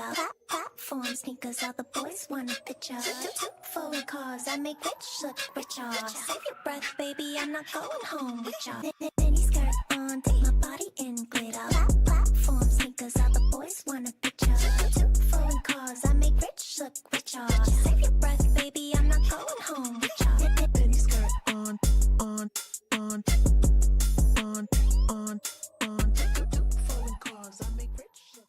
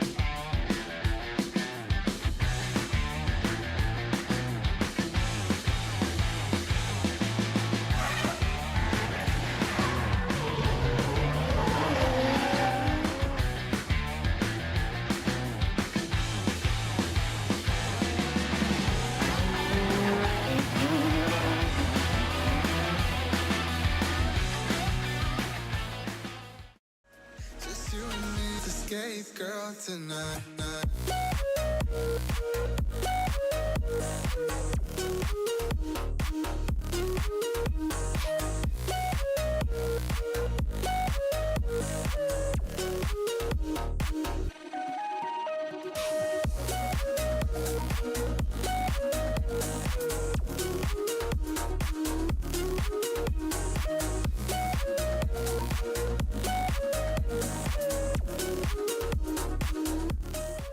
Mini skirt on, take my body in glitter.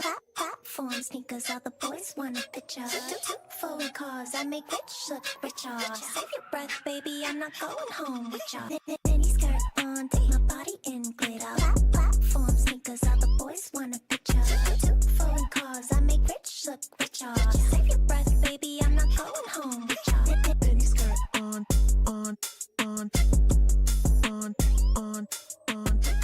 forward cars, I make rich look.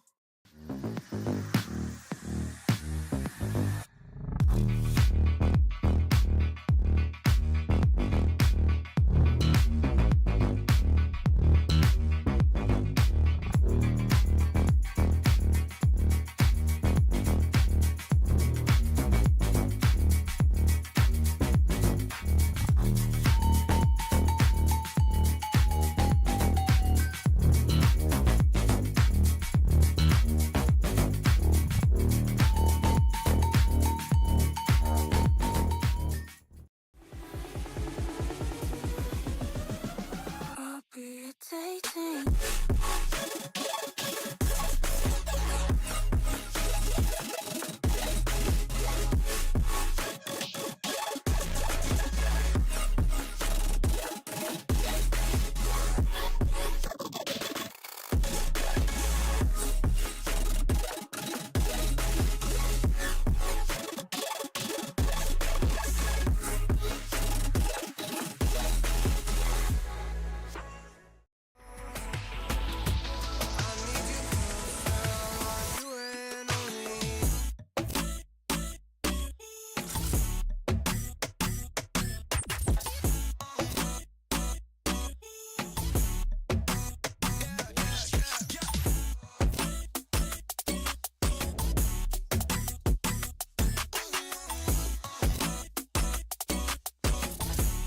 I want you and only you in here.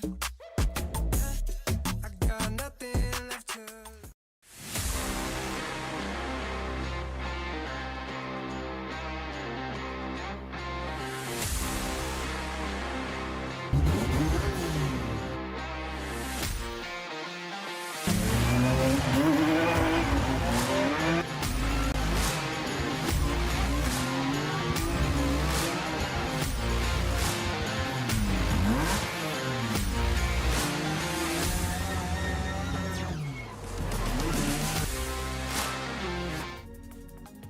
Ladies and gentlemen, thank you very much for sticking with us for that quite long ad break, but we are back, ready to kick off the top 16.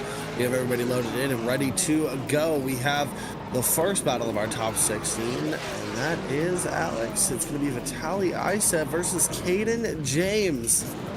Two very talented drivers, and it's going to be interesting to see how these guys go up against each other. Vitaly Isev in the lead position, Caden James in the chase. Here we go. Lights will go red, the lights will go green, and we'll get ready to send them here. Vitaly Isev and then AADC Caden James, that view, Aston Martin. Lighting off those flames after that wastegate dump out of the fender there, lighting up that new tire logo, which is super fun to see. I love Caden James is listening. If you do that again, that'd be really cool to see again. There it is. Looks like he's listening. Super cool to see it. Vitaly Isev, Caden James, ready to go here.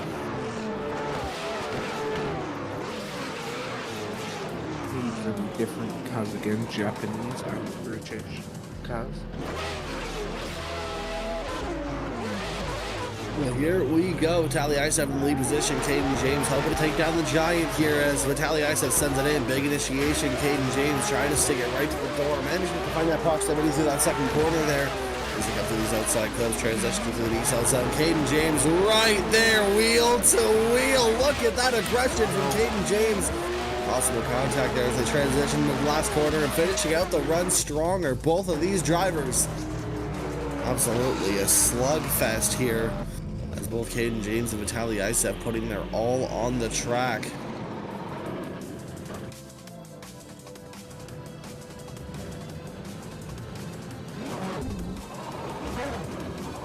Get these guys lined up again. It's taking a second to get them going here.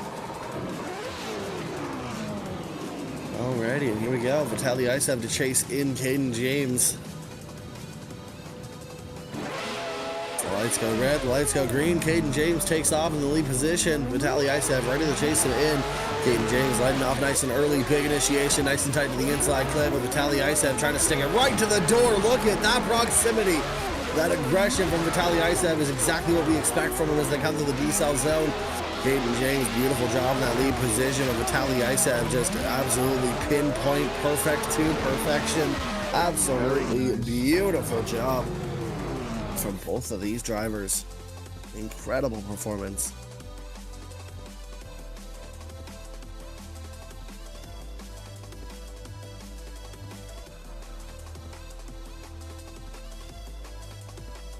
Very nice chase run by both of these guys here. You can see the difference in driving styles. Vitaly, not very aggressive, but just knows when to put on that proximity. But Caden getting proximity wherever he can. It's just two different driving styles, and we like to see it here. It'll be a nice battle for these judges to decide.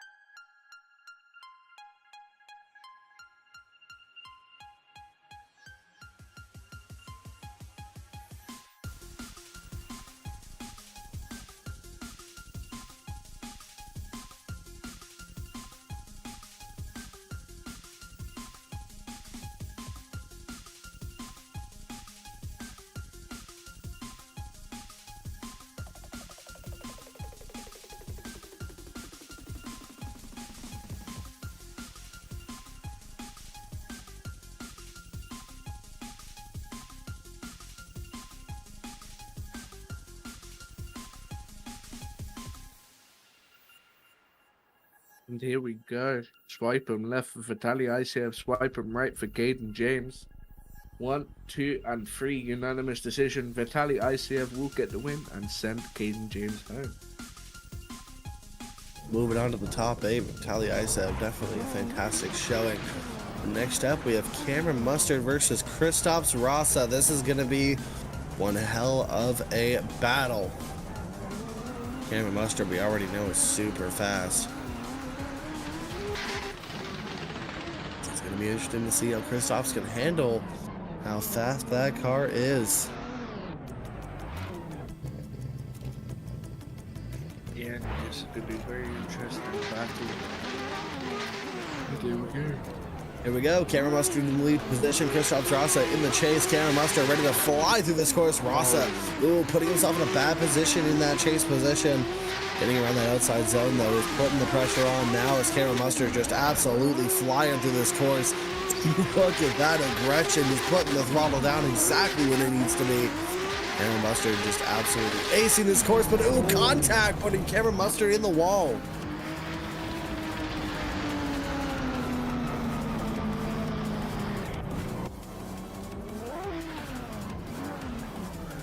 Very unfortunate incident there, but we'll get him swapped around. Cameron Mustard back into the chase position, and we'll put Kristaps in the lead position.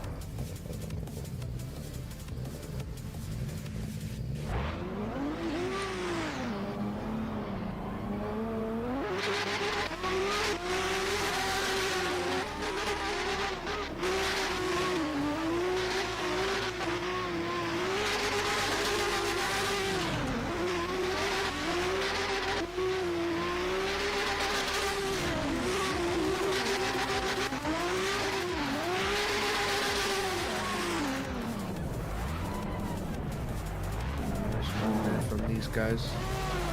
Don't know where Austin has disappeared to, but yeah. I don't know why my mic was muted. That's my bad. That's that one's on me. I didn't even realize it was muted. We had crickets that run, but anyway. Yeah, just the camera must have taken it safe. I was getting a lot of contact in that first run. He wants to avoid that as much as possible and just have a clean battle.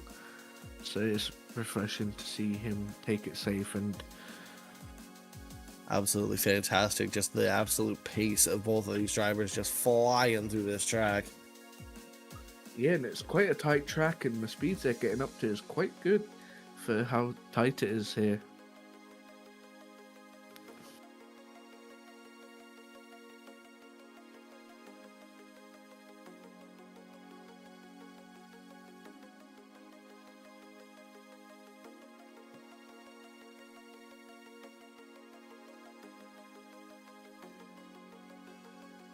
Fantastic battle from both of these guys. Absolutely beautiful job.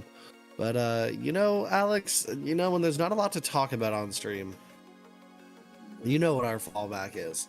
I'm telling you, man, the other day I made the most fantastic mushroom melt chicken burgers, and they were absolutely delicious. Fucking what? Mushroom? Sorry.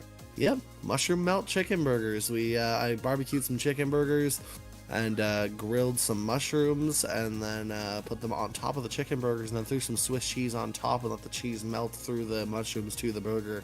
It was absolutely fantastic. But here we go. Swipe left for Camera Mustard. Swipe right for Kristaps Rasa, and it's Camera Mustard moving on to that top 8 position. Yeah, and sending Kristaps Rasa home, unfortunately, but we'll be moving on to the next battle, which is Anastas Kublas versus Eric Lindquist. Now, Eric Lindquist coming off of a pretty sloppy battle from his last run there, so he's definitely going to want to clean up his chase runs. He did get the battle given to him by the other driver dropping a tire, so we're hoping that he'll be able to clean up the chase run, especially when going up against a giant like Ernestas Kublas. Ernestas definitely known for being very fast and very consistent. So here we go. Eric Lindquist in the chase position. Ernestas Kublas ready to send it here. Big full lick initiation. Ernestas again just running away with it. Eric Lindquist trying to make out the proximity, pushes up. Look at that lunge. Now he's stuck to him. The transitions here, trying to stick it to Ernestas Kublas, when Ernestas was pulling away through that corner as they transition, going up the hill now. Eric Lindquist, let's see how he does it. Oh, just getting the gap pulled on him. Bus lengths as they go over the last corner, man. That was just unfortunate. Yes, Anthony Taylor saying cooking with Hara and Austin again. Yes, absolutely. That's our go-to topic when we have nothing else to talk about. It's But like Gordon Ramsay. Yeah. Yep. Got his virtual drift series. Come for the drifting, stay for the cooking tips. Yeah, you know. Here we go. So Eric Lindquist in the lead position. Ernestas Kublas in the chase. Here we go. Big initiation from Ernestas Kublas. Bumper to bumper straight from the start, putting it right onto the door of Eric Lindquist. What a battle, man. As they come around that outside, Ernestas Kublas just an absolute demon in the chase as they're coming up towards the end of the run, and just wow. I am speechless. Yeah.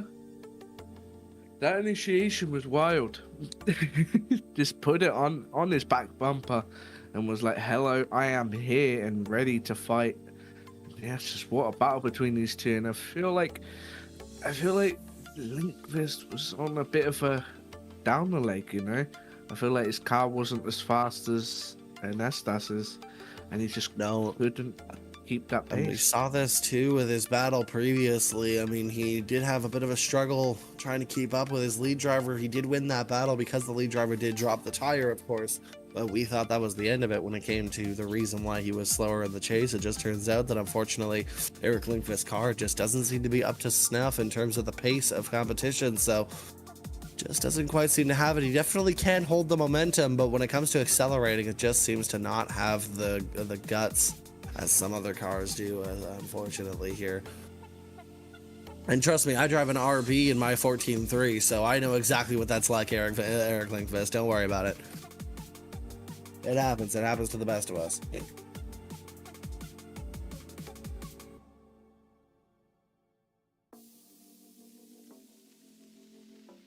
As we wait for the decision of these two fabulous drivers.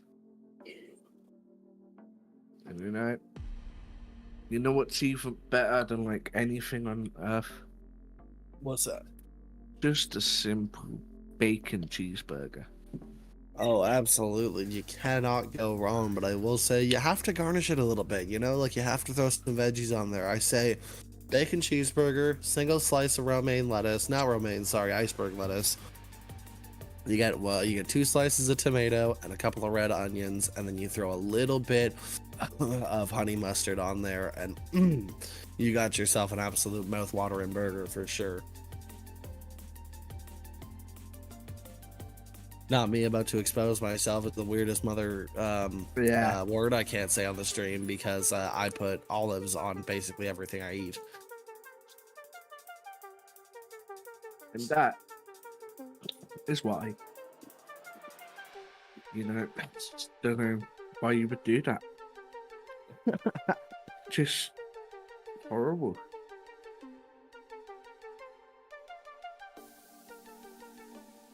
Disgusting. Listen, man, I love my olives.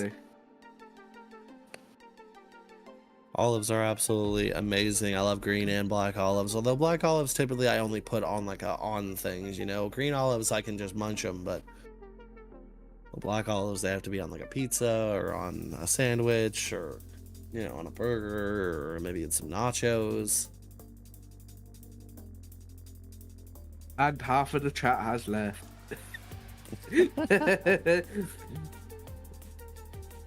Listen, I could start putting 2 pieces of bread around Alex's head and calling him an idiot sandwich, but that's just not who I am, okay? I can't be entertaining like that. No. I did, however, recently pick up a ham.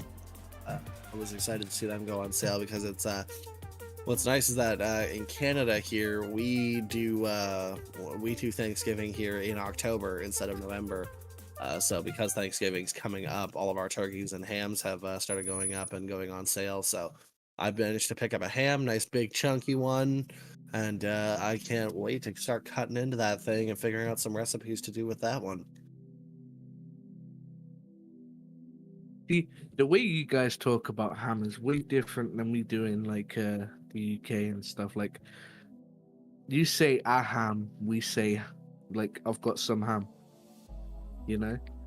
Well, like, I don't know. The only reason I say a ham is because when we picked it, like when you pick it up, it comes in that big leg cut. Like it's a ham, like it's a big chunk of ham. We just call that pork.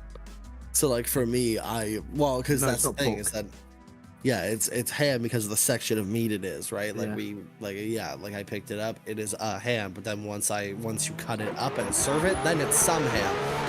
But here we go, cutting it immediately over once again, because we loved this last time. We have Jordan Frye here. Is it Jordan Frye? I think it's Jordan Frye. In that G35, going up against Zakhar. I still can't pronounce that last name, but look at that beautiful run here. As they finish out that run, Jordan Frye and Zakhar just, having a great battle. Too bad we didn't really catch the first half of it because we got dumbfounded by the fact that it just started up again. We've done this twice now, this event, and I'm pretty sure I expressed how badly I feel about it last time. But anyways, to the second half. Well, moving on to the second half of the battle, Jordan Frye and Zakhar Pavlovski. I think that's how you pronounce that. There we go, Zakhar and Jordan ready to send it in. Zakhar, big initiation. Jordan sticking right to it, trying to transition, sticking right to the back bumper of that A80 Supra. Look at that proximity as they come down the hill into the transition here through the decel zone. Jordan Frye right there. Look at that transition, door-to-door action as they come up the hill. Jordan Frye is just putting on that pressure. That proximity was absolutely crazy. Jordan Frye not backing down. He says, this car feeling great, absolutely doing a great job. Brave being his new car for this season and just absolutely having a great time in it by the looks of it. Just absolutely fantastic job in the chase. Like, look at this lunge as they come up through here. Beautiful job. Possibly giving him a bit of a tap towards the end, but just enough to nudge him and go, hey buddy, guess what? I'm still here. I hope you're ready to lose. Jordan Frye absolutely doing a fantastic job, but Zach Carr, hey, no slouch either. Definitely did a fantastic job in both the lead and the chase. So I do not envy our judges when it comes to this battle whatsoever.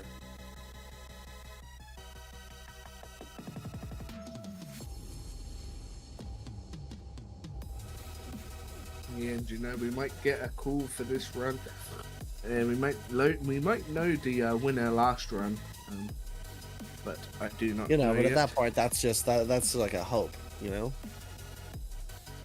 Yeah. We might know the decisions soon.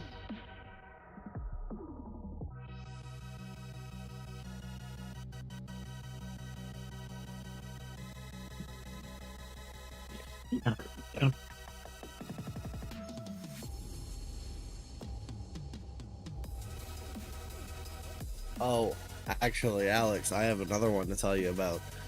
So for like, so it's an odd way for the first time I've ever tried this, but I went to the CNE the other day, which is a big like fair, it's like a big like fair that we do over here in Canada, in Toronto. It's a massive, like, you know how like you have those like carnivals where like they have the temporary rides set up and all that. It's like that, but it's like times that by 10, you know. It's a bunch of food, it's a bunch of rides, bunch of people setting it up. And I went to the food hall, and there's always like, they always advertise a couple of really cool things, you know, out of like all the food. You know, you have your regular guys like your Subway and your all that, but like you have like your more interesting guys setting up in the food vendors, trying like the new things. Like I think there was like a waffle steak or something where like it was like a steak sandwich served on waffles with syrup. Like it like you get weird stuff like that. And one of them that I really wanted to try was this poutine that was served with brisket. It was served with brisket mixed into it, and oddly enough, I've never tried brisket before, so I desperately wanted to have this poutine, and I got it. And it was delicious, thank God, because it was a $16 poutine. But brisket poutine, absolutely would recommend. Beautifully done with the cheese and the gravy. It all mixed together perfectly. The brisket just fell apart into the poutine. It was so delicious. Just absolutely great. Oh, but here we go. We get a decision this time. Jordan Frye and Zakhar Pavlovski. Oh, it looks like Zakhar Pavlovski is going to take the win despite the amazing performance from Jordan Frye. Definitely an interesting call there for sure. But I believe we're going to take a quick ad break and load in the next half of the top 16. And the winner of the last battle. Stick with us as we check out the winner of the last battle, which I'm guessing we all knew was Ernestus Kublas. So, like I said, we're going to move on to our second half of the top 16 in just a moment. Please stick around after these ads. Bye-bye.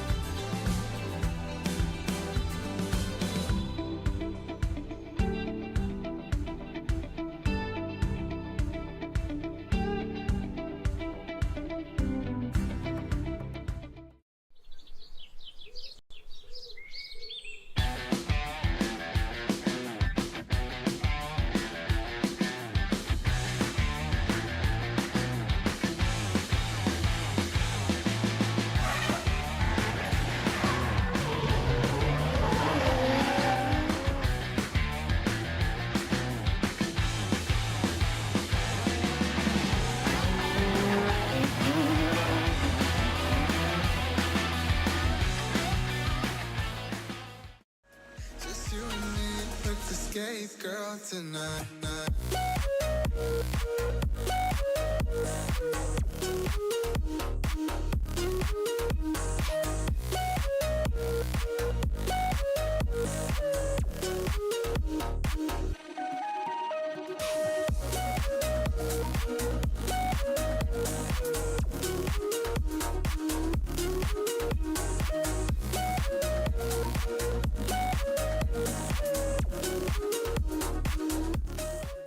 Mini skirt on, dip my body in glitter. Platform sneakers, all the boys want a picture. Two forward cars, I make rich look richer. Save your breath, baby, I'm not going home with ya. Mini skirt on, dip my body in glitter. Platform sneakers, all the boys want a picture. Two forward cars, I make rich look richer. Save your breath, baby, I'm not going home with ya.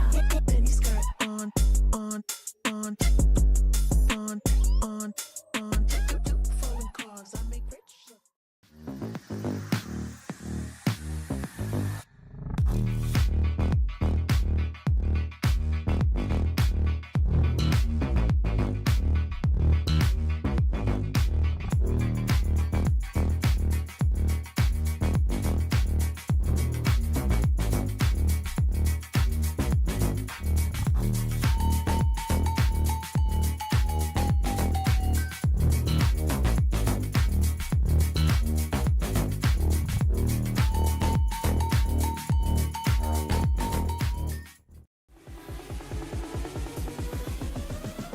I'll be dating.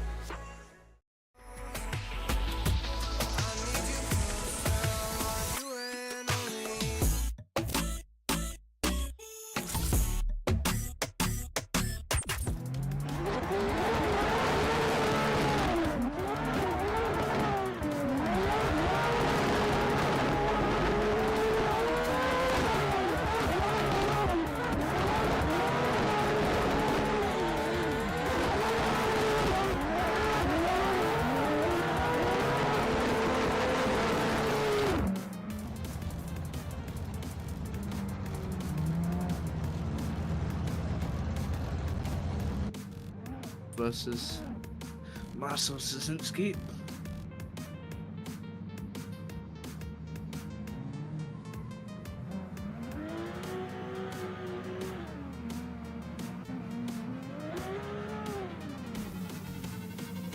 Here we go, Marcel getting ready on the back bumper of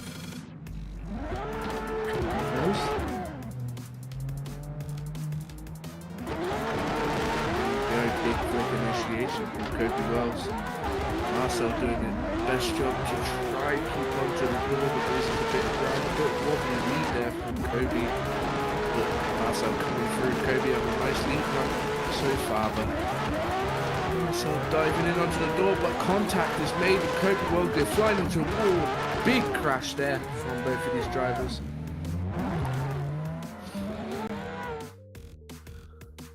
Yes, looks like that's gonna be a 0 on someone's part there as they crash into the wall. We'll try look and see whose fault it was, but we'll have to let the judges decide fully. So you can see there, don't know, it's a bit of a hard one there, but a big crash there from Kobe and Marcel.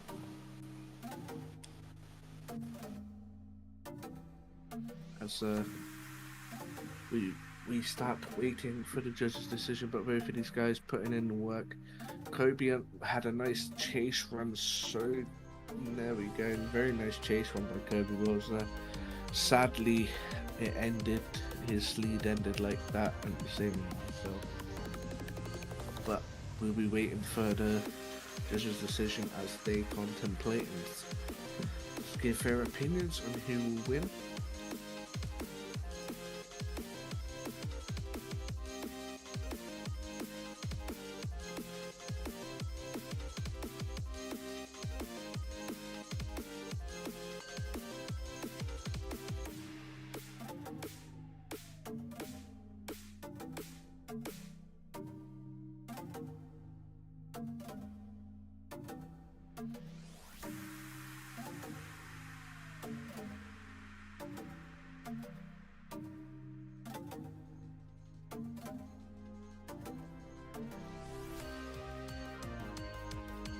here we go. Swiping left for Marcel Studzinski and swiping right for Kobe Wells. And there we go.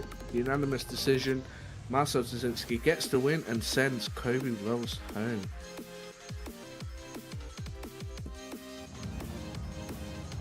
Alrighty, next up are a barn burner of a battle that's about to happen. These guys have been up against each other before and they have duked it out every time. The lights go green and Anthony Taylor to lead in the sensational Simon Sandman. Here we go, Anthony Taylor ready to flick it in, nice and tight to the inside clip. Simon Sandman lunging up, but unfortunately loses quite a bit. We saw that happen to a driver earlier. When you lunge up that hard but throw that angle, it can mean a mistake there, and it seems that has caught Simon Sandman, but he's not backing down, puts it right up under the door of that Zone 1 Motorsports BMW. Beautiful job from both of these guys. Anthony Taylor, though, definitely, I think, walking away with an advantage on this one, Alex. Yeah, a bit of that wobble from Simon Sandman is a big mistake there, and obviously there is some other little bits that we can nitpick, but we'll be getting on to the second half here with Anthony Taylor in the chase and then Simon Sandman back in the lead position here. Absolutely going to be an awesome battle here. Anthony Taylor going to chase in Simon Sandman. Sandman going to be driving aggressive, I'd imagine, trying to make up for that big mistake. And here we go. Simon Sandman off the line and Anthony Taylor to follow him in that Zone 1 Motorsports BMW. Big transition on the bumper on that initiation. Anthony falling back just a little bit, but noses up. Look at that. Absolute aggression from Anthony Taylor, not backing down whatsoever. Simon Sandman doing a fantastic job on that outside zone. Anthony Taylor just cannot seem to let him go. Look at that, pushing him across the line perfectly. Is Anthony Taylor. Absolutely fantastic battle from both of these guys. You just can't do any better than this. You know, Anthony Taylor and Simon Sandman, two very, very precise, perfect drivers. And I think this, like, correct me if I'm wrong, but I think this might be the first time that Anthony Taylor might come out on top of Simon Sandman. I think that they've had some really great battles in the past, but it's either gone OMT or towards Simon Sandman. But I think this time Anthony Taylor might be able to secure the win against Sandman here as he dukes it out with him in that chase position, just absolutely railing from behind. Okay, wait, hold on. Wait a minute. Anthony Taylor doing a fantastic job in the chase position, just doing a great job. Yeah, I was about to say, I caught myself in a Gerundium there. We're gonna scratch that ixnay on the say. You also said it earlier. You said railing his door. Yeah, but I think I caught myself in that one too. I managed to say something different, but I messed it up this time. That's it's gonna be one for me, and that's gonna be one clip for the ages. Absolutely. You know, at least it's not as bad as when remember a couple of rounds ago. I think it was last round. Brett and Stacy in qualifying. I know I would never try and go straight again. Oh yeah. Yeah. Oh god. But we're waiting for the judge's decision on this battle. Obviously, hope the judges aren't listening because they would be very Oh, and there we go. Speaking of devils. Here we go. Taylor swiping right beside the Sandman. And Anthony Taylor gets the win. Awesome to see Anthony Taylor move on to that top 8 position for sure. Simon Sandman, unfortunately, going out. The sensational Simon Sandman bowing out in the top 16. But he'll be back. We know he'll be back, and we know that he's got a real shot at another big battle. Event. Oh man, IRT teammates. These battles are always some of the best ones, some of the most aggressive ones we see. Daniel Andrea versus Danielis Perungauskas. Yeah, this is going to be a battle and a half, and these guys are going to put it on each other. And there we go, already starting with the war. Here we go. Daniel Andreev in the lead position. Danielis Perungauskas in the chase. Here we go. Perungauskas a little bit hesitant on that initiation, but gets right up onto the door of Daniel Andreev there. Right there. Beautiful job. Daniel Andreev coming around that outside zone. Just Danielis Perungauskas putting on the aggression now, turning that dial up to 11 and puts it right on the door of that S15. What a battle so far. If only this wasn't virtual, the crowd would be going absolutely ecstatic right now. I have a feeling that Danielis is not gonna leave this up to Daniel. Absolutely, these guys definitely are teammates, but that don't mean they're gonna go easy on each other here as Danielis Perungauskas prepares to take his lead run. Daniel Andreev in the chase here. Danielis are ready to go for that initiation here. Look at that, lighting off nice and early. Danielis, a beautiful initiation, but Daniel Andreev, absolutely no slouch. And contact! A little bit of friendly contact between these two teammates, just pushing a little bit too hard there was Daniel Andreev as Danielis Perungauskas transitions, gets into this last outside zone, possibly going a little bit wide. It's hard to tell from this angle though, but Daniel Andreev not happy about that contact. You can definitely tell he's really going for it.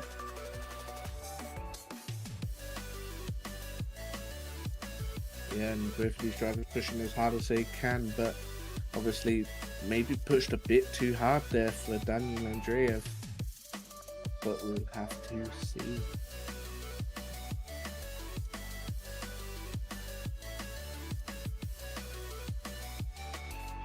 And we just see one of the coldest moments in our chat.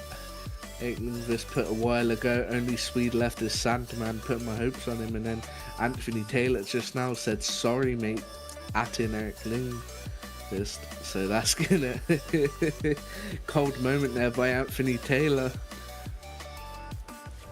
But yeah, of course, Sandman still happy with the battle, and yeah, good battle between you two guys.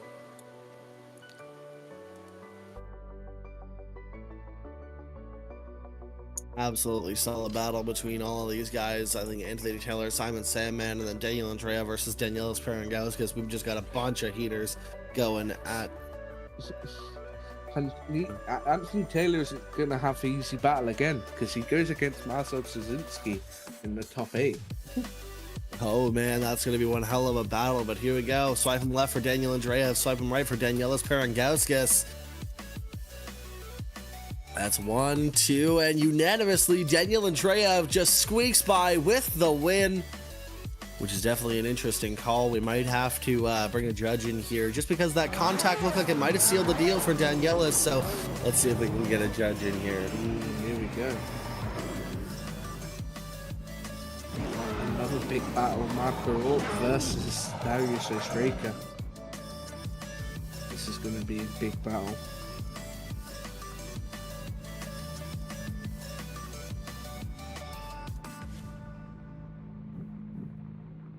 Gonna see if we can get a judge in here to try and explain that call, just because that contact looked like it might have sealed the deal for Danielis, but Daniel Andreev walking away with the win nonetheless.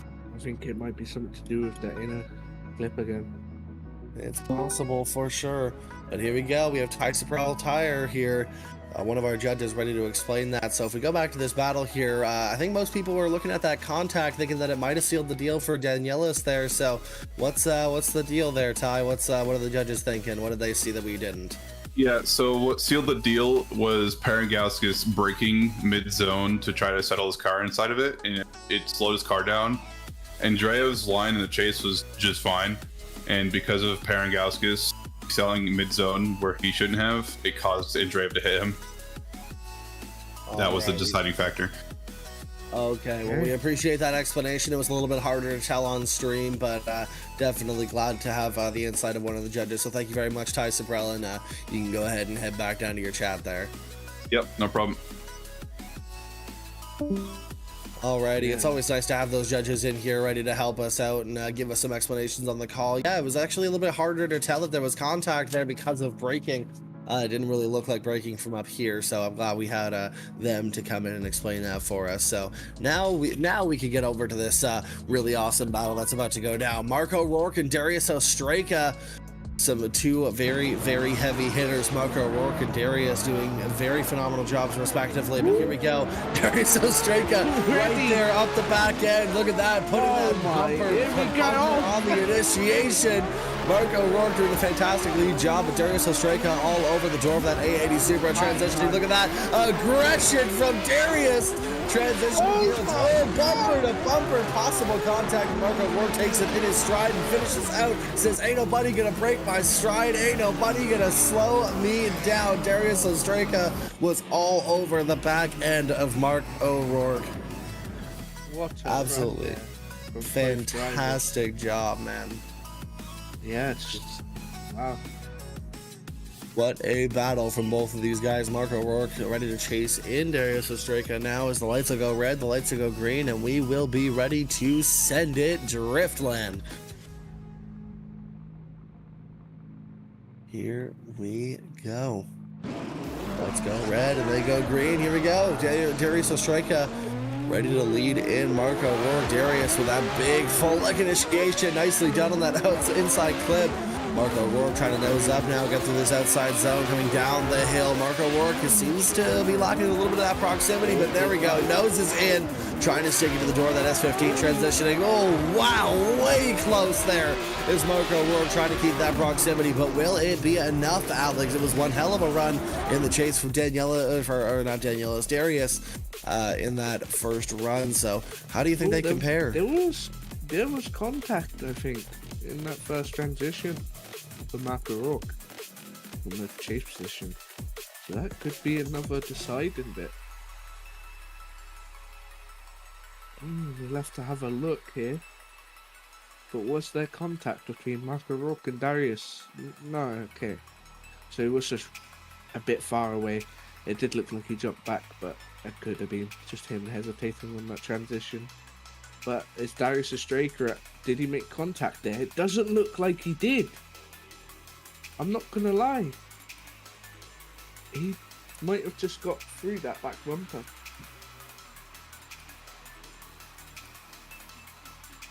So let's see who takes it and finalizes our top 8 for today. And we'll see who gets a chance to go to the finals and let's get some of that prize money.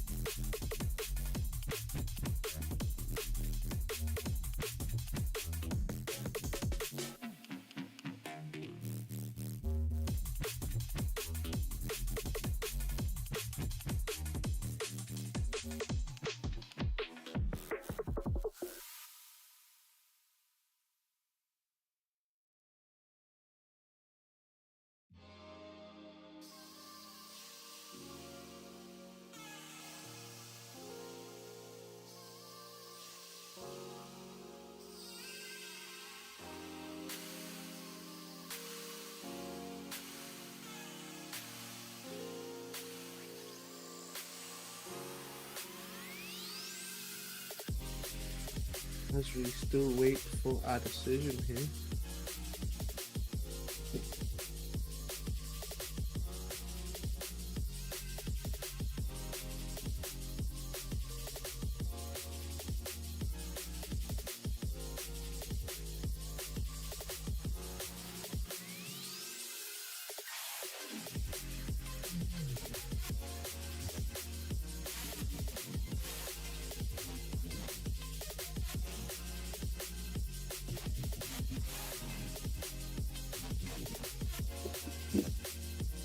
And it's going to be unanimous. Mark O'Rourke takes the win. An absolute upset here, as Darius Ostraka definitely probably expected to go farther in competition, but it looks like his hopes for today are dashed. Yeah, 100%, and it's sad here to see him go out like that, but here we go. We have our top 8 ready for you guys. After the break, we'll see Vitaly Isev and Karen Mustard go up against each other. Ernestus Kublas versus Zakhar Pavlovski.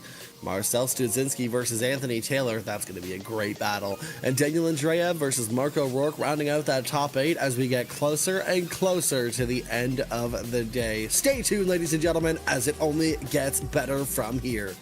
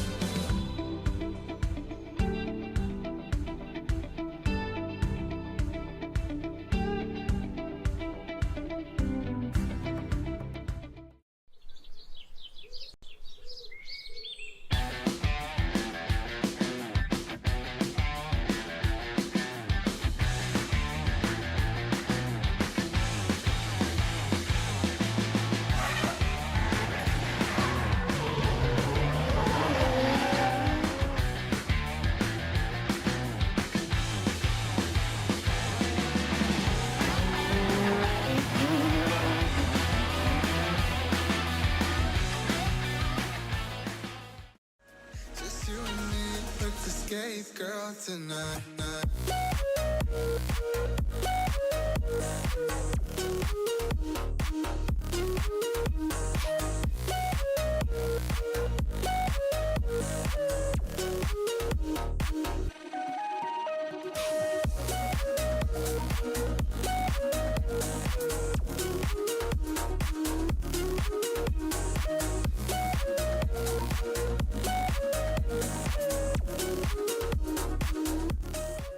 Mini skirt on, dip my body in glitter.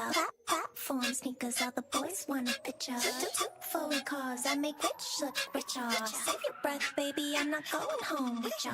Mini skirt on, dip my body in glitter. Platform sneakers, all the boys want a picture. Two foreign cars, I make rich look richer. Save your breath, baby, I'm not going home with ya. Mini skirt on.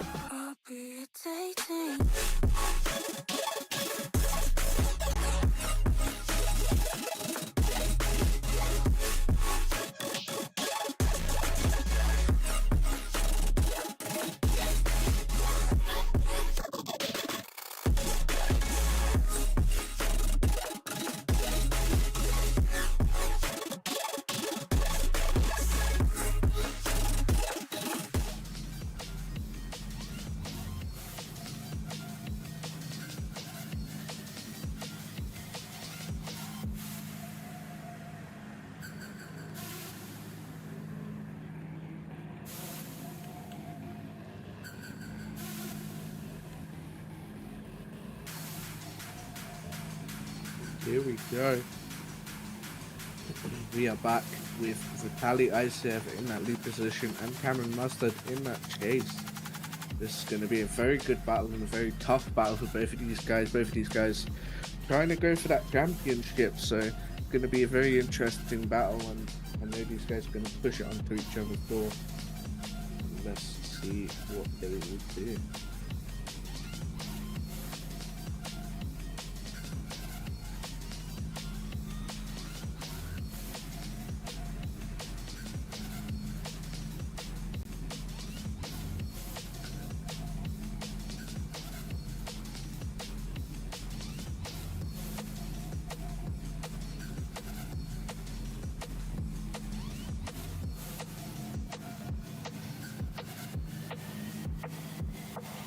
As we wait for the judge to send them off.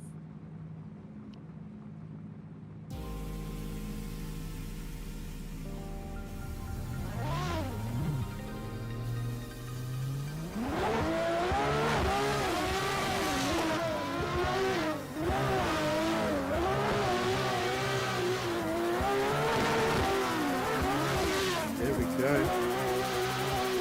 Nice transition through this course. Getting back onto the door. Very nice there for both these drivers.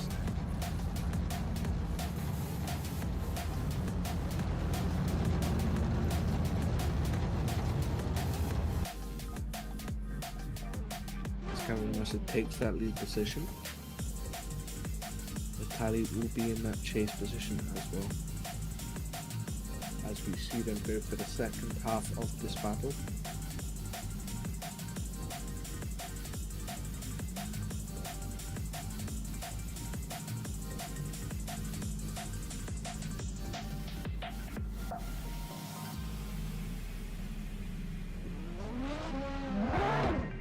Here we go. Chase position, Cameron Mustard in the lead. Very nice initiation there from both of these guys. Vitaly Isiev getting up into the door of Cameron Russell. Cameron Russell running a nice lead line. Transitions right on the back bumper, pushing him around that outer zone. Coming round into the last outer zone. Very nice run there. Going onto the wall and across the line. Very nice run here from Vitaly Isiev and Cameron Mustard. Just all over him.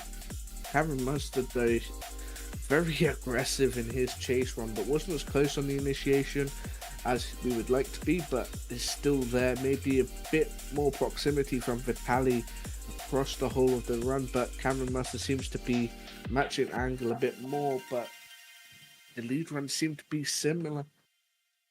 And both of these guys pushing hard, trying to get the win.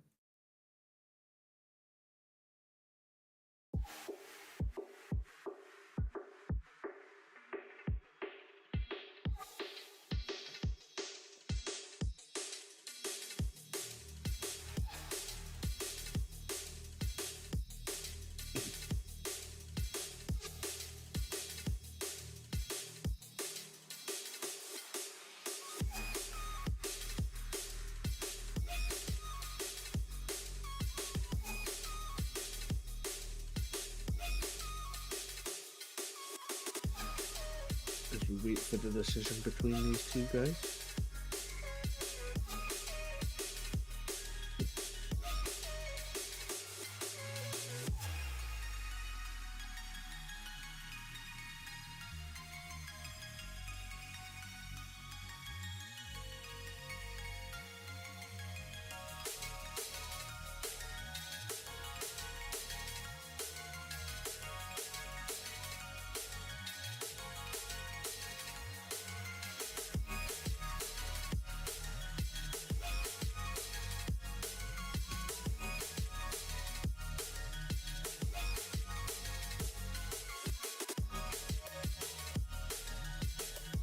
And here we go, swipe him left for Vitaly Isiev, swipe him right for Cameron Mustard. 1, 2, and it's unanimous 3 for Vitaly Isiev. Sadly, Cameron Mustard will be sent home.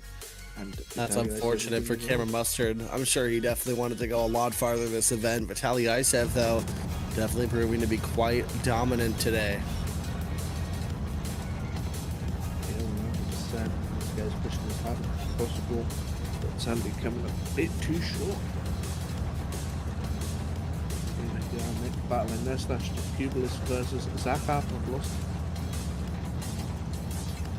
Definitely going to be a crazy battle here. Zakhar proving himself a very formidable driver today, but Ernestus Kublas constantly stepping up his game and just getting better and better every run. So we'll wait for him to get the note here that they're ready to take off.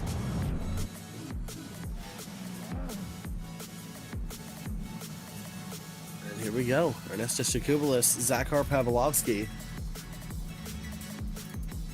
Spitting that fire out of the hood. Love to see it. Those wave skates, super cool to see.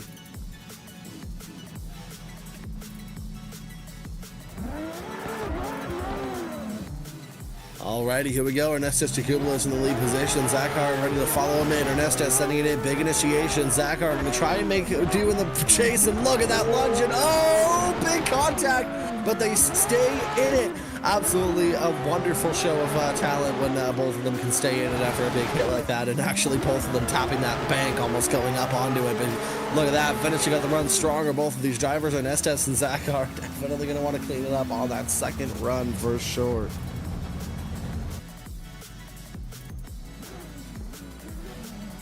Yeah, and these guys just doing the best they can, but sometimes they push a tiny bit too hard.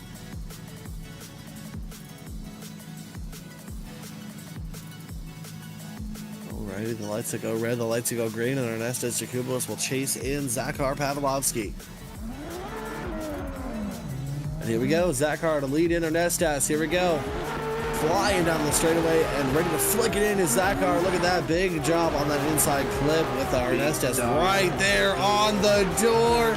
Look at that proximity as they come around to the D-cell zone. How's Ernestus going to handle the transition with grace, evidently, here as he transitions right there on the bumper of that A80 Supra. Ernestus all over the side of him, and I think this one's pretty set in stone there, Alex. What do you think?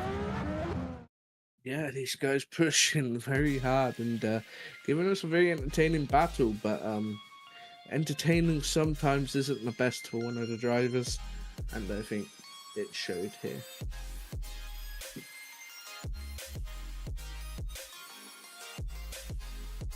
I'm sure everybody out there trying to put down a show, and sometimes you put on a good show, but whether that's a good run as well can sometimes be up for debate, as that tap definitely going to hurt Zakar or Ernestus. We'll have to take a closer look at it here. Was it possibly decel from Ernestus? That's been a pretty solid point of contention in that zone a couple of times this event. We'll have to take a look here. Let's take a look. Coming around this inside clip, Ernestus off throttle just a second, but is back on power before the contact, so it might be that Zakar just got a little bit too aggressive there, which is unfortunate for him.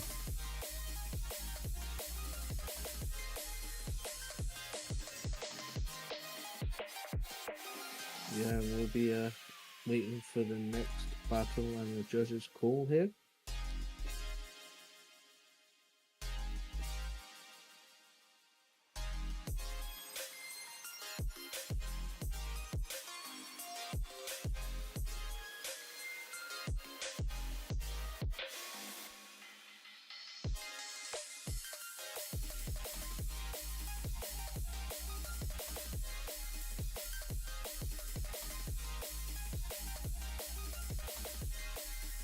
So still waiting for the judges.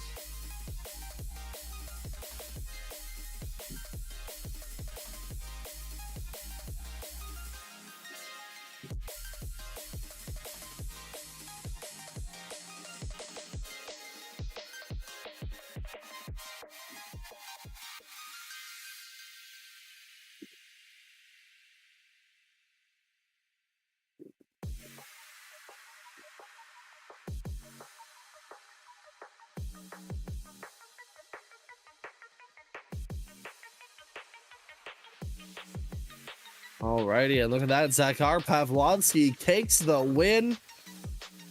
We'll have to see. That's an interesting call there. It might have been that, or it might be the same situation where an SS might have been the cause of that collision. But next up, a mountain to climb for Anthony Taylor as he goes up against Marcel Studzinski, another one of our more consistent drivers of the series. But hey, it's just custom.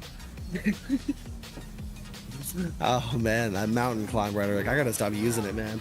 Every time I say it, somebody climbs a friggin' mountain. I did it to Brandon earlier, and now I'm away for it. It's gonna happen to Anthony now, and I feel so bad. I'm sorry, Anthony. But here we go. Marcel Studzinski sending it in. Anthony Taylor to be right on that back bumper, transitioning. Ooh, just a little bit late for Anthony Taylor, but he sticks it right there. Loses a bit of that proximity. Marcel Studzinski, definitely a fast driver as they come around this transition. Big lunge from Anthony Taylor as they get on the back bumper here, transitioning. Look at that, sending it up the hill onto the wall and finishing out the run. Anthony Taylor, absolutely phenomenal performance there, but definitely left some room to be desired there in the chase. So we'll have to see what happens in that Zone 1 Motorsports BMW for the lead. Absolutely crazy to see it, but Marcel Studzinski definitely going to be no slouch in the chase. He's going to want to solidify this victory. If he has a spotter in his ear, he's going to be telling him, hey, Anthony had a couple of mistakes, so maybe go pretty hard and solidify this win. But Anthony Taylor definitely not going to leave it to chance here, as he's going to send it as hard as he can. Big initiation, nice and tight to the inside clip. Anthony Taylor coming around this outside zone. Marcel Studzinski a bit of wavering, though. Puts it right up onto the door, but a bit of wavering, not quite too solid. Anthony Taylor right there, back on throttle through this outside zone, grabbing quite a bit of angle and transitioning hard into this last outside zone. But Marcel Studzinski not backing down and finishing out that run. What a battle! I do not envy our judges whatsoever. Absolutely a close battle here for sure.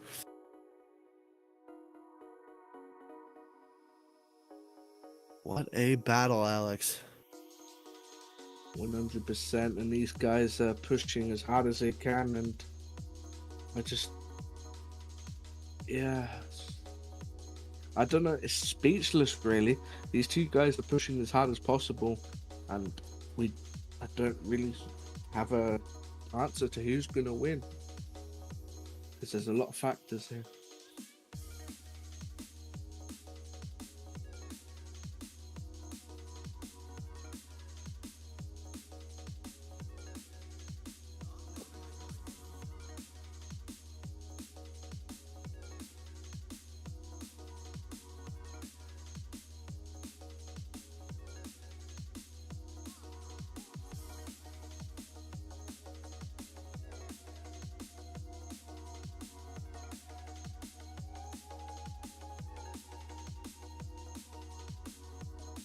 Absolutely fantastic battle from both of these guys. We're just waiting on a decision from the judges. They're mulling over everything that they can from this battle to make sure that they make the right call, as they want to make sure that they're making everybody happy and making sure that they get exactly the right call based off the information that they're given during these runs.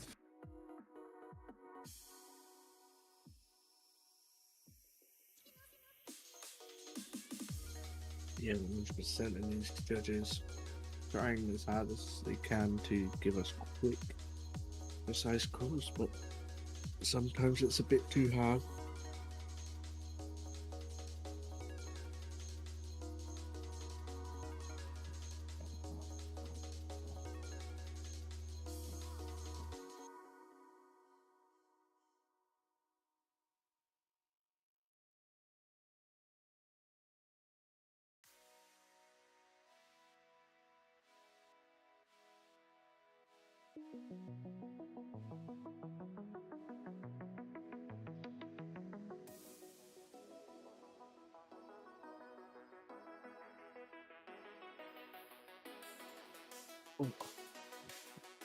So tonight, Alex, we're going nice and classic.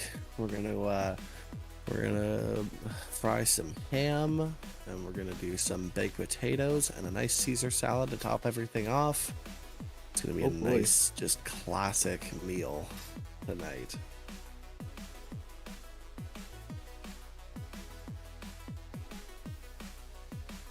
Absolutely, but here we go. Swipe him left for Marcel Studzinski, swipe him right for Anthony Taylor. What is going to be the decision? That's going to be all three go to Anthony Taylor. Ooh. He'll be moving on to our top four. Marcel Studzinski just getting edged out on that one. Anthony Taylor moving on to our top four to face off and hopefully secure a final spot. But now we're moving on to two very, very talented drivers, Marco Rourke and Daniel Andreev.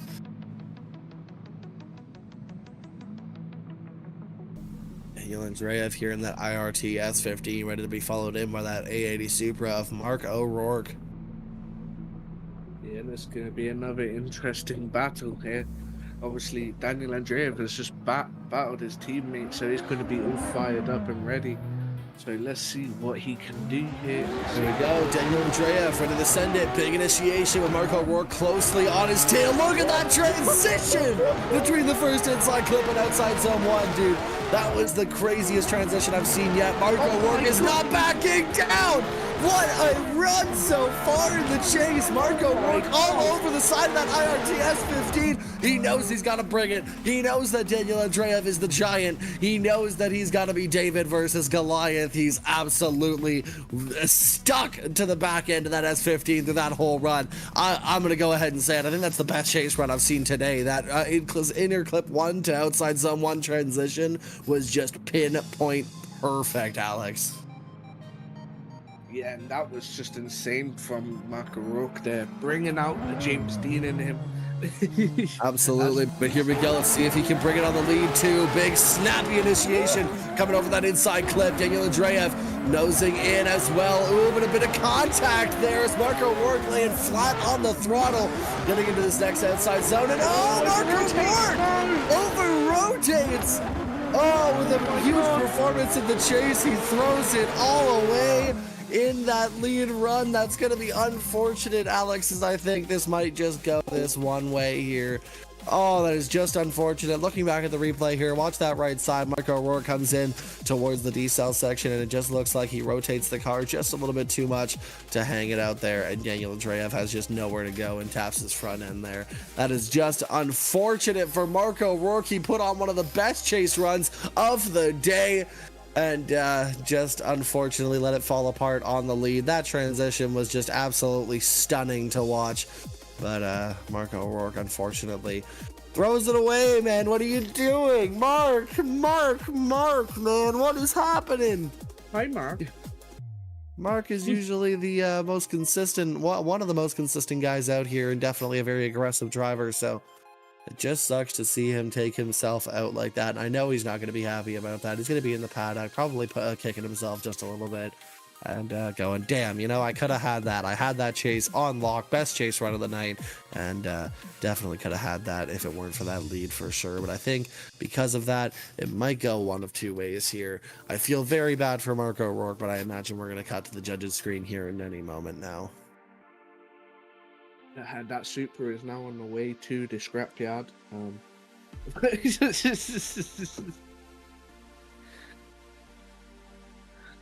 I can't believe the upset he has just caused himself. I know that he'll be very unhappy about that. So it happens, though. It's drifting. Absolutely, you know, like even the best make mistakes. I mean, you've seen James Dean this FD season, definitely in that new car, that RTRS 650, has definitely been struggling a little bit. Hasn't found himself a win just yet, and he's only got one more round to do so. I mean, James, even the best guy in the world makes mistakes, so, you know, even one of the better drivers of the series can still make mistakes. Marco Rourke, unfortunately, just putting too much in it. Swipe him left for Daniel Andreev, swipe him right for Marco Rourke. Let's see who takes it. That's 1, 2, and 3 unanimous. Daniel Andreev gets the win and moves on to that top 4 position. Marco Rourke, unfortunately, and probably a bit begrudgingly, puts it back up onto the trailer for the end of the day. But hey, a top 8 finish, nothing to sneeze at. Definitely still good points for the season. But here we go. We have our top 4 lined up. It's going to be Vitaly Izev versus Zakhar Pavlovski, and Anthony Taylor versus Daniel Andreev. Now, Anthony Taylor and Daniel Andreev, they've got some bad blood. They've got some heat in their veins for sure after that last event with their 3 OMTs, and Anthony Taylor definitely probably going to be wanting to probably going to want to come out on top in terms of finally taking the win over Daniel Andreev. But you got to remember that he's still got to we still got to go through Vitaly Izev and Zakhar Pavlovski. Both of these guys, very phenomenal drivers, 2 A80 Supras. Both of these guys ready to send. And take a look at this these beautiful clips of Driftland here with our beautiful model work done by our very own Rise himself. Most of the work being done by him, creating these layouts. Some of them replicated, some of them are his own idea. And I believe actually he did create a layout that is intending to be used in the real Driftland once there's certain parts of the track being added and changed up here. So it'll be super exciting to see that, see some real guys get a chance to do one of our virtual layouts. But it's really cool to see. I believe this round we're doing a layout that was done in real life. I believe it was Dory Fest, was it, Alex? Yeah, that's right. Yeah, it was the Dory Fest comp layout that we're doing this weekend, and it's a super good layout. SDC. Or SDC, sorry, it's not Dory Fest, my bad. It's SDC's Fest. Layout. Dory Fest is a car show. Very good people over there. Absolutely. Pretty sure it's Japanese cars only, or Jap spec cars. Gotcha. Yeah, SDC layout here. But here we go. Look at this. 2 A80 Supras, both prime and poised for victory. Vitaly Izev, Zakhar Pavlovski, both of these guys, very, very aggressive drivers, proven themselves to be very consistent today. So who is going to come out on top? Who is moving on to the finals? And who will be battling for third place? we'll see after this battle. Ladies and gentlemen, please stay tuned because this is where it gets really good.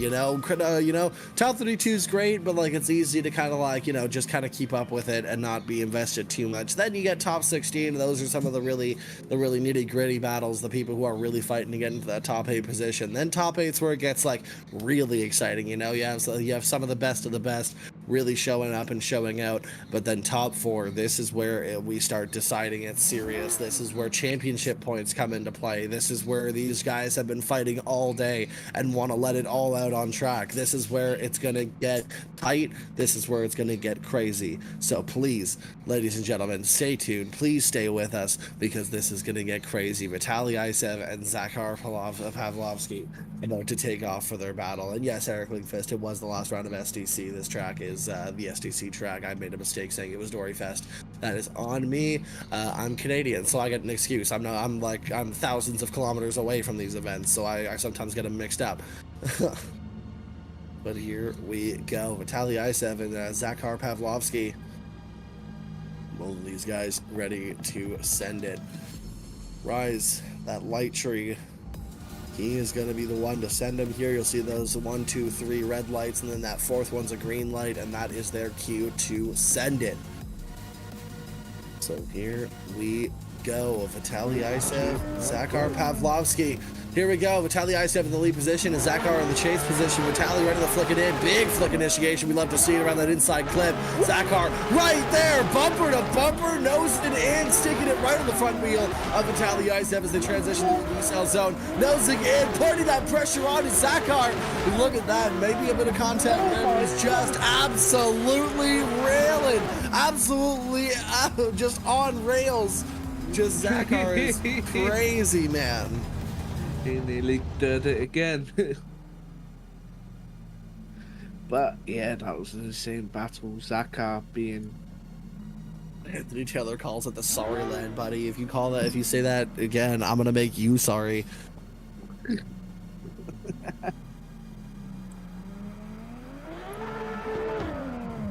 Absolutely crazy. Here we go for the second half of the battle. Zakhar Pavlovski and Vitaly Isev ready to send it in. Big initiation from Zakhar as they transition here. Vitaly Isev not as aggressive, but definitely more clean here as he's getting right there with that other A80 Supra. It's the battle of the Supras, a clash of the Titans. Transitioning here. Beautiful job as they come around this outside zone. Vitaly Isev, cool, calm, and collected as they cross that finish line. Just wow. Definitely two very different styles of driving here, Alex. You see Vitaly Isev, definitely the more calculated one, but Zakhar definitely leaving everything out there on the track, going home happy to know that he did a fantastic job nonetheless, whether he moves up and goes home later or if it's right now. Alex, what are you thinking? Yeah, I think that Zakhar dropped a couple of tires. Maybe. Hold on, Alex. You're gonna need to get this energy up. Come on now, shake the sillies off, shake the sleepiness off. Get excited. Come on, Alex. Get close to the mic. Get excited. Tell us what you think. I think that Zakhar dropped the tire coming around one of the corners here.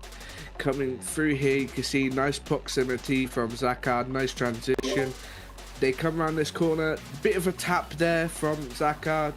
Maybe not really, but here you can see Zakhar's car jump, and I think he may have dropped a tire there, which could decide this whole battle, and as well as end contact. So these guys pushing as hard as they want, but sometimes they can make mistakes and they can push a bit too hard because you want to keep it a bit, you want to take it back sometimes. But these guys just showing us what drifting is about and what SVDS is about as well. And in two A80 Supras nonetheless, a chassis previously thought to be only wheeled by Rad Dan and sucking it off all the time. But unfortunately, well, fortunately, these A80 Supras have some quite good data, and if you know what you're doing in them, you can definitely do quite well, as these guys have shown us. Absolutely, these A80 Supras just proving to be a very, very consistent chassis for the sim.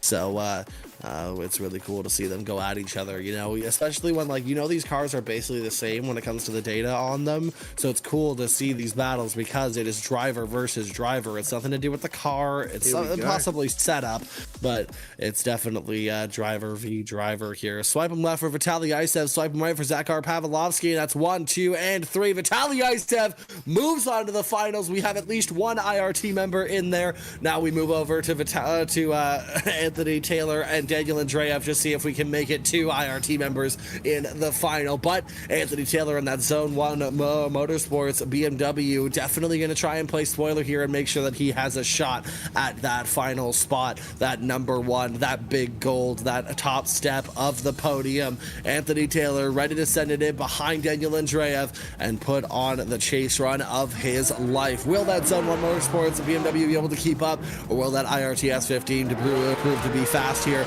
Sending it in, big initiation from Daniel Andreev, and look at this, Anthony Taylor immediately lunging up, trying to stick it to the door of that S15. Look at that, coming around the hill. She'll be coming around the mountain when she comes. Look at that big lunge from Anthony Taylor, sticking it right to the bumper. What a transition all over Daniel Andreev as they come up the hill.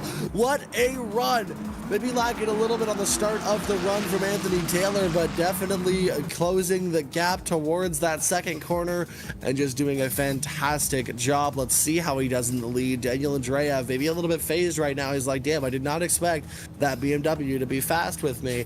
I might have to do some crazy stuff in the chase here. So that might be the inner monologue of what Daniel Andreev is going through here. But Anthony Taylor right here, he says, you know what? I put on a pretty good chase run. It's time to absolutely send it. That's Zone 1 Motorsports BMW to follow to lead in that IRTS 15, sending it in. Big initiation from Anthony Taylor. Now right away you can see Daniel Andreev a little bit closer than Anthony Taylor was, putting on the aggression, but what a run from Anthony Taylor transitioning into that second corner. Beautiful job as they're coming around that outside zone.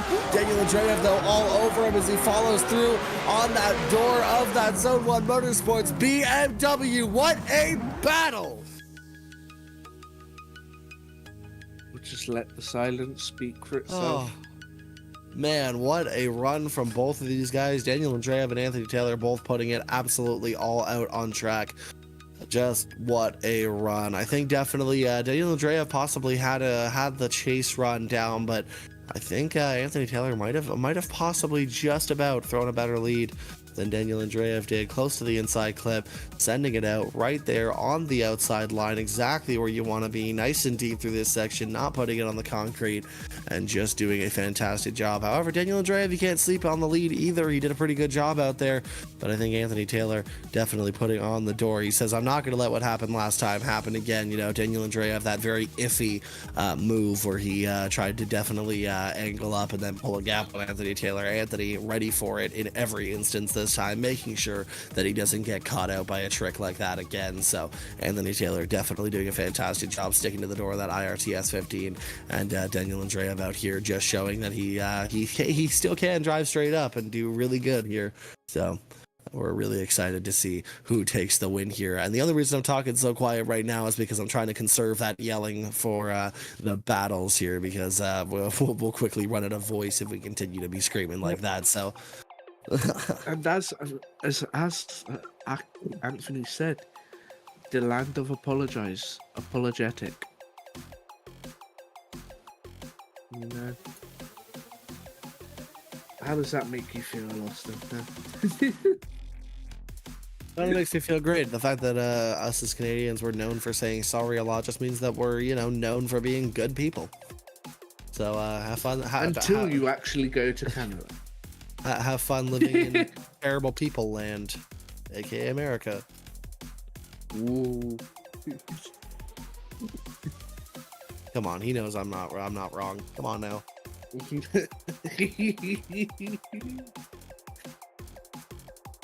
Or just wrong a lot.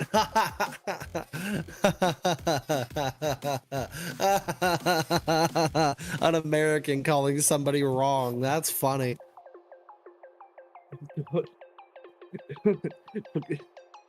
Where's the Civil War gonna start over stream Keep now? using mile an hour to measure your speed, then tell me I'm wrong. Hey, I use mine now. No, you don't. You're in the Yeah, UK. dude. You're fucking you use kilometers, What? don't you? No. Are you in that one place in No. the UK that uses miles an hour? The whole country does. Sorry, what? Only Europe uses kilometers. And even then it's rare. I hate you all. Anthony Taylor says, laughs in not my prime minister. I won't go any farther on that one because we don't talk politics up here. But you know what? You might have us on that one. However, you guys went from having a Cheeto to a dementia-riddled old man. So you guys don't have a lot of room to speak on that one either. That's all I'll say, though.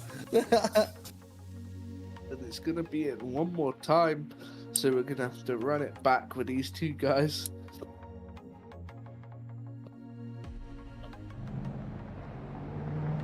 Definitely went from a Cheeto with the IQ of an iguana to dementia-riddled old man running their country. So I'd say Well, we're let's doing be pretty honest. good in The comparison. president doesn't actually run the country, so No, fair enough, but neither does the prime minister either. So I don't know. but anyway, getting back to drifting.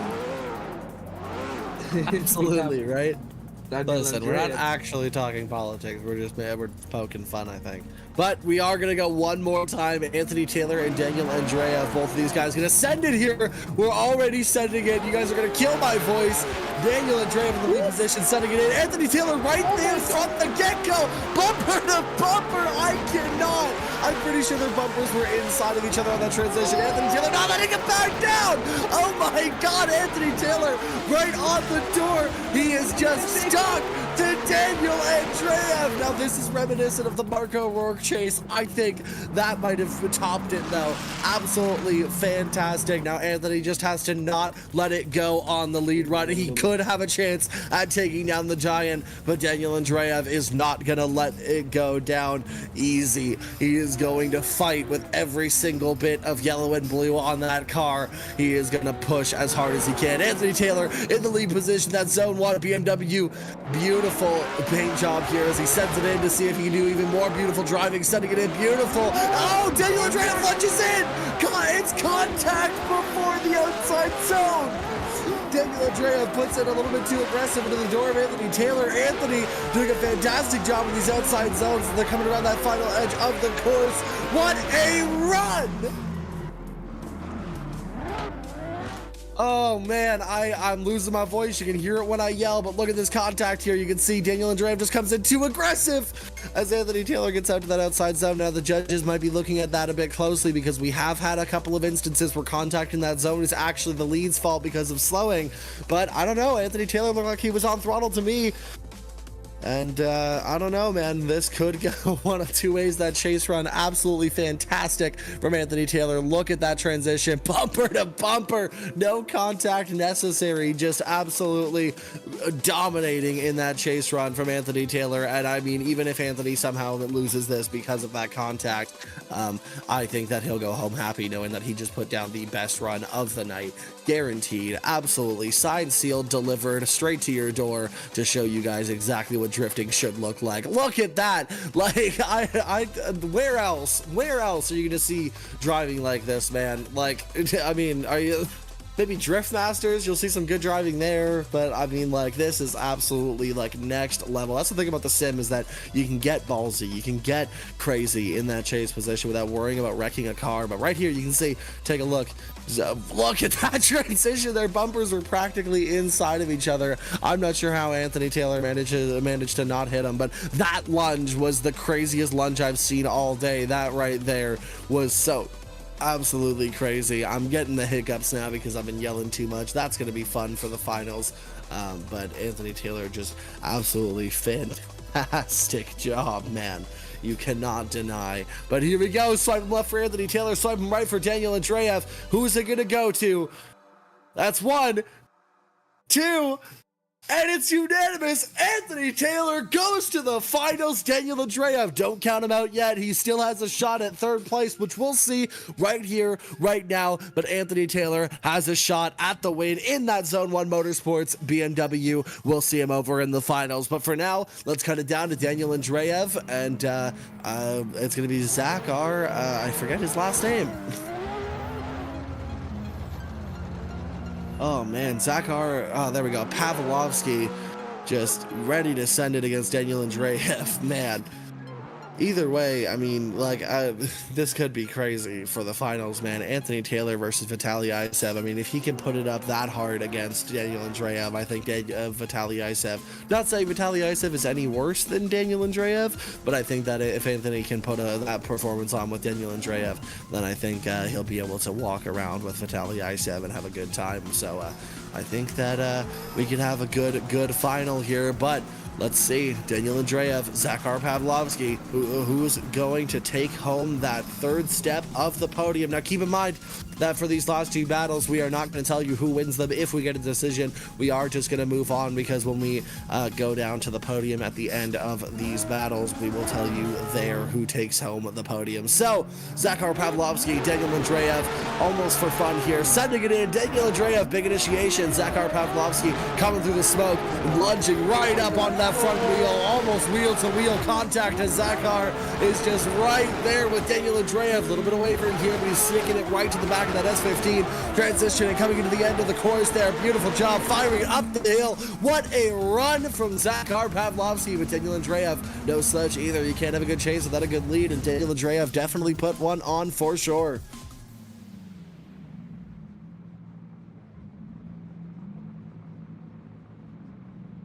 This is going to be nuts. Zakhar Pavlovski in the lead position, Daniel Andreev in the chase. Who is going to take it home? Who's going to go to the podium?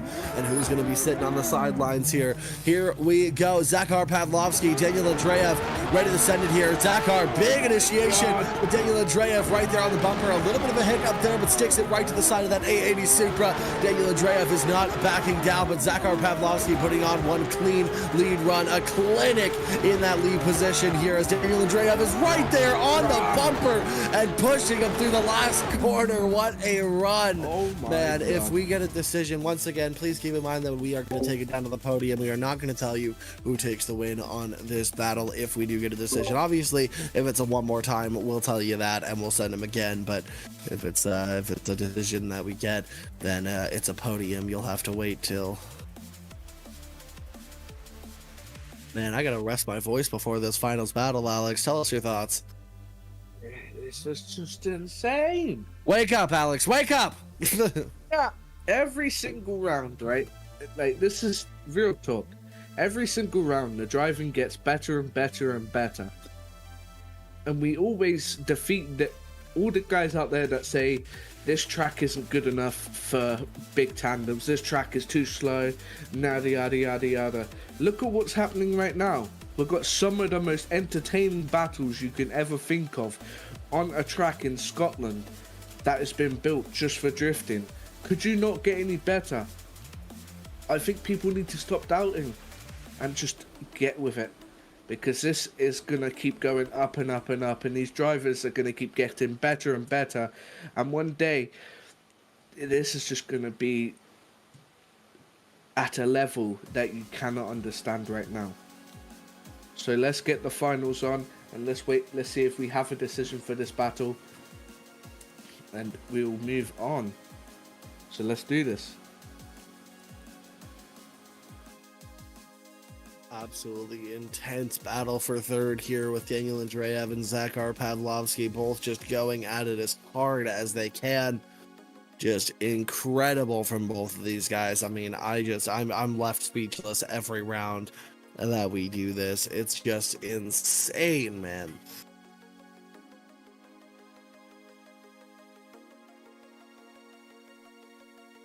Waiting for a decision. I can imagine this one's going to take a while for sure here. I mean, Zakhar Pavlovski put on an absolute clinic in the chase and also in the lead. Did a very good job out front, but Daniel Andreev definitely not backing down. As IRT guys are known for just pushing every last inch as far as it'll possibly go. They're the reason, you know. You know how you get that saying that you give them an inch, take a mile. I feel like the IRT guys are who invented that saying, because every time you give them that little inch in a battle, you give them that little bit of room, they'll take a mile and they'll be right stuck to you, and they will take that win right out from under you, because they are definitely I'm not going to say opportunists, because that feels like a bad word, but I feel like they know how to seize the moment for sure. Every time that there's an opening, they go for it. They are definitely taking Ayrton Senna's advice. If you no longer go for a gap that exists, you are no longer a race car driver. And I feel like every time these IRT guys are going for every tiny little gap that they see. So definitely excited to see how these guys do for sure. And I cannot wait to see who gets that podium spot.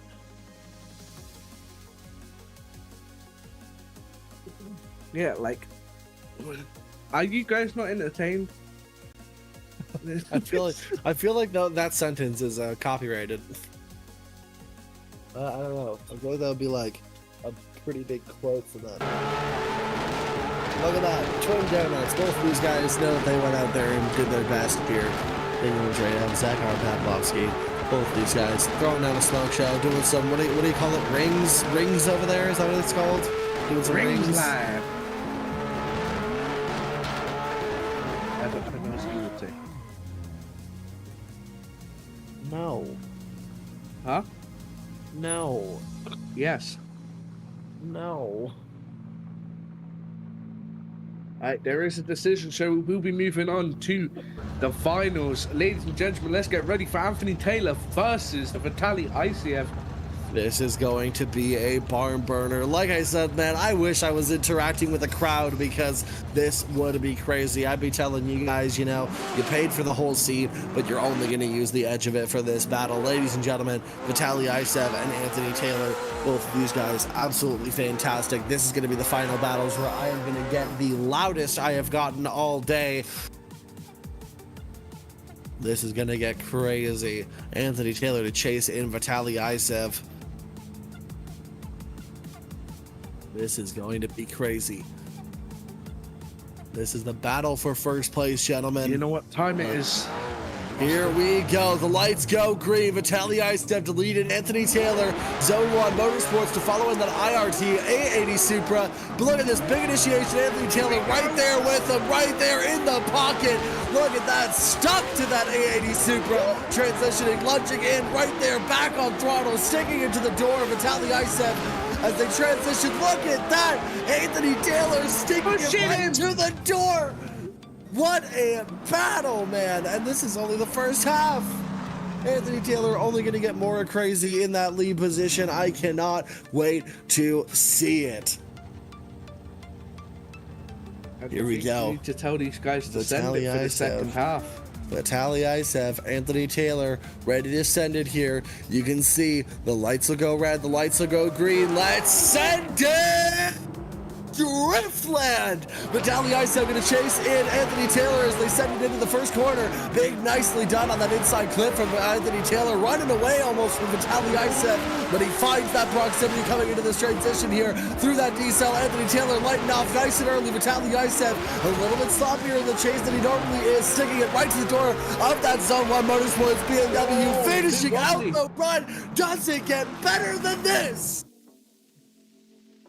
I don't think it does. I don't think it gets any better than this. This is absolutely crazy. Anthony Taylor, a phenomenal driver, and has definitely proved himself throughout the series to be one serious championship contender. I think he just needs to get up that consistency, but I think this round has proved that he is doing just that. Vitaly Isev, Anthony Taylor, I don't know, man. This is going to be crazy. They'll have a decision here for us in just a moment, and if they do have a decision, we'll take it down to the podium and get everybody set up. My voice is starting to go. I'm gonna die by the end of tonight if I have to yell again. I really hope this doesn't go one more time, man.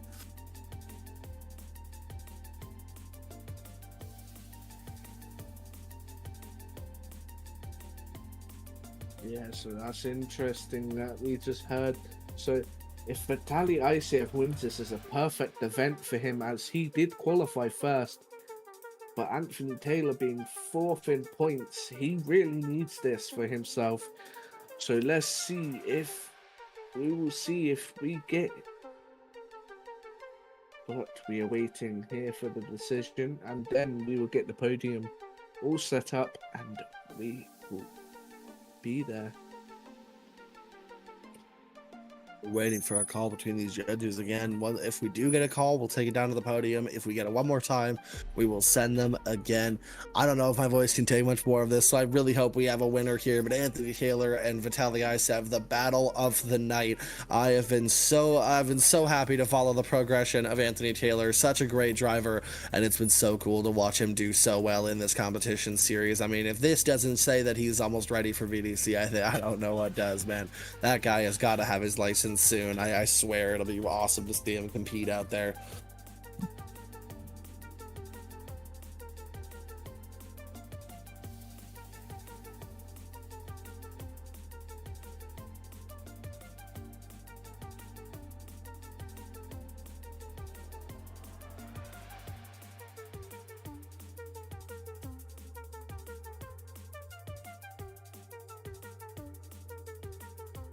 What a battle so far.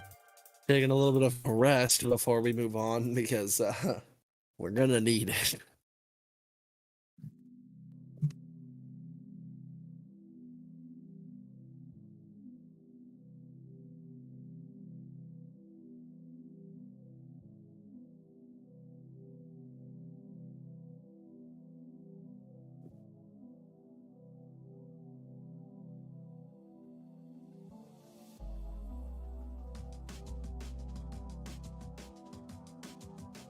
And I'm just looking at these runs to see if I can get anything to help us figure out who won. You can see here, let's look at that in a clip. They looked right. I can't really see it, to be fair, with these guys. Yeah, because the camera cuts so soon. We can't really see the lead position, so yeah, we're just gonna have to wait for the judge's decision, and the suspense will kill us. That was insane. Absolutely crazy. Once again, if we get an OMT, we'll tell you guys, but if we don't get one and there is a decision, we're going to have to take it to the podium and let our judges tell everybody who takes the win.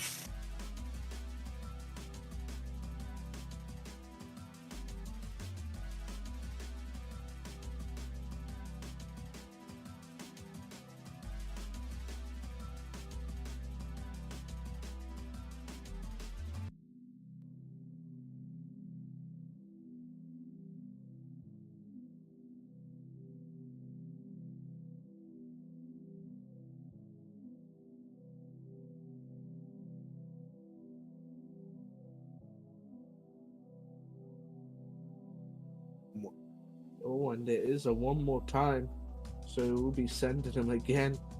So sadly, Austin will have to scream one more time. I don't think I can. I don't know that I can, man.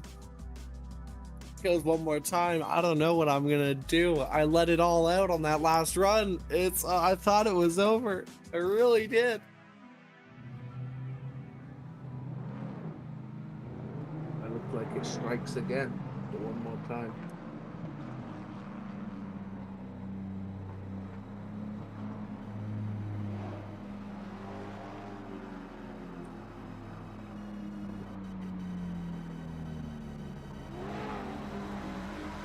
This is going to be absolutely insane. And it's going to be crazy, man. I don't know that I can do this. Anthony Taylor in his Zone 1 Motorsports BMW E92. And Vitaly Iseev in that lead position in that IRT A80 Supra. Oh, man. I don't think you guys are ready for this. I don't think anybody's ready for this. Here we go. One more time usually entails you have to get better than that first run, and I'm going to be honest, I don't know that you can. So here we go. That light goes red, the lights go green. Here we go. Vitaly Icev in the lead position, Anthony Taylor in the chase position. Vitaly Icev ready to send it in big, close to that inside clip. Nicely done. Anthony Taylor in that chase position right there on the back bumper of that A80 Super. Loses a bit of that proximity, but goes for that lunge. Will he do it again? Look at that right there. Ooh, losing just a little bit of that proximity. Not quite as good as that first run, but oh, noses up onto the door of that A80 Supra, finishing out the run strong. Is Anthony Taylor, definitely leaving a little bit to be desired in that chase run, but let's hope that Vitaly Icev, I mean, who am I kidding? I was about to say that Vitaly Icev, let's hope he makes a mistake, but I mean, Vitaly doesn't make mistakes. That's just, man.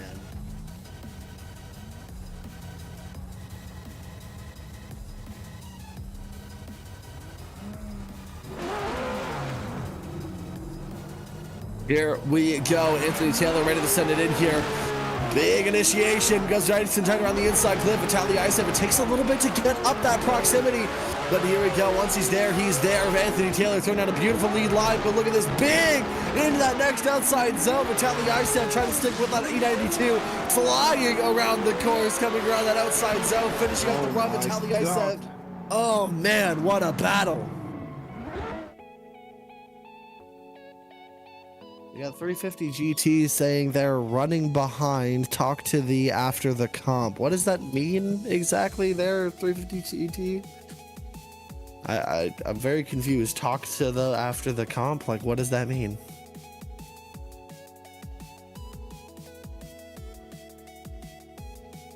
We don't know, but this battle was insane. And these guys just showing exactly what they can do.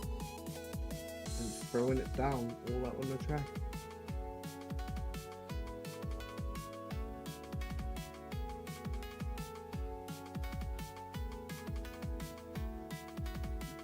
Absolutely crazy from both of these guys. Anthony Taylor and Vitaly Icev, insane, man.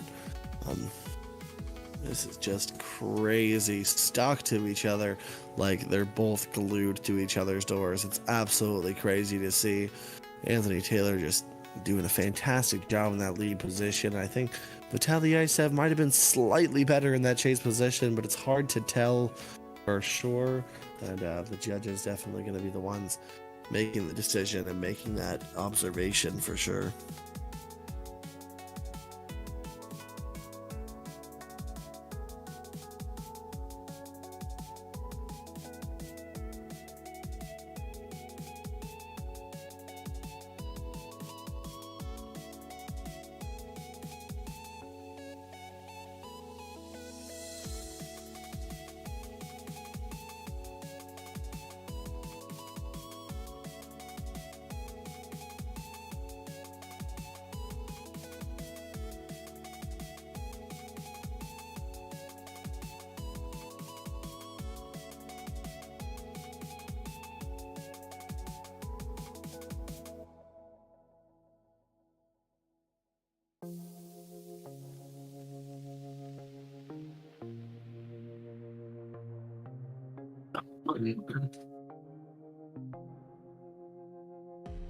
Oh, and it looks like we might be getting a decision as we've server muted all of the drivers in the call, which means that we might be heading over there for a podium ceremony. That gives us a bit of a hint here.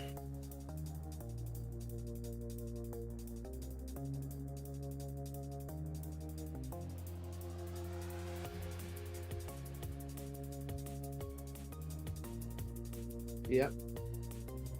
Oh, so it is OMT again, apparently.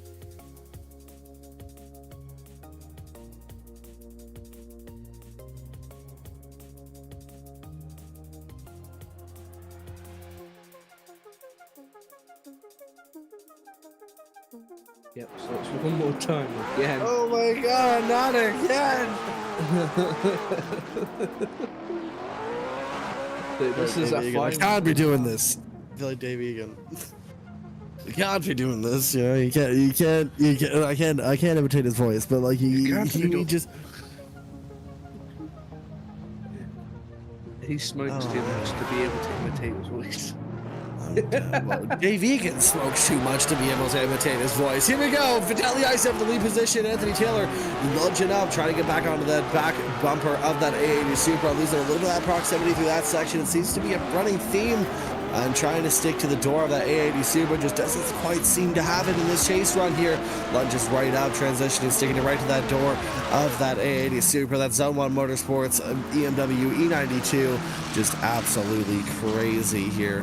Hopefully the lead run fares a bit better for Anthony Taylor, as that was not his best chase run of the day. Nonetheless, though, Vitaly Isev still also has to bring it, and we'll have to see if he's able to stick it, able to stay consistent here. Consistency creates champions, and we gotta see who is the most consistent. Anthony Taylor setting it in around that inside clip, coming into this outside zone. Vitaly Isev putting the pressure on the door, coming down the hill here. Anthony Taylor getting nice and tight into that outside zone, transitioning nice and deep to that outside zone here. Vitaly Isev stuck to his back bumper.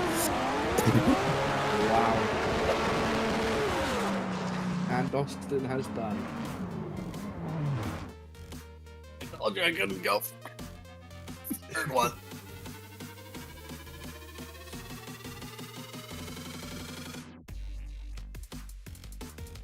Wildfire says, is that Austin Dunn I hear commentating? Well, no, you don't hear me commentating because I just died halfway through that run. I'm kind of embarrassed about you just hearing that now. So sorry about that. Honestly, go back to 2 OMTs ago, and that'll be the run that I want you to watch to confirm that I'm commentating.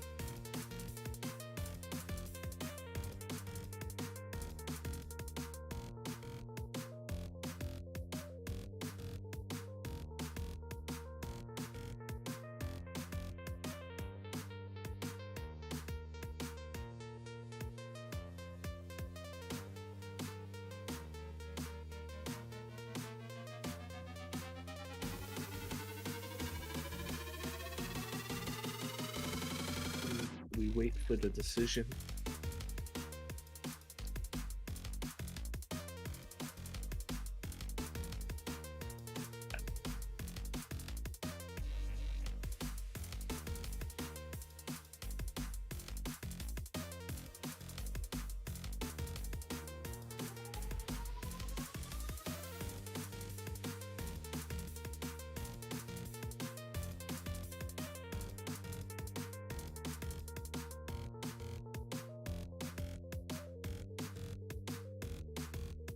Absolutely insane battles from both of these drivers. I mean, there's a reason why they've gone OMT twice. Not exactly sure why. I feel like there definitely should have been a winner out of that first battle, but we've OMT'd it twice now, and hopefully we don't do it a third time.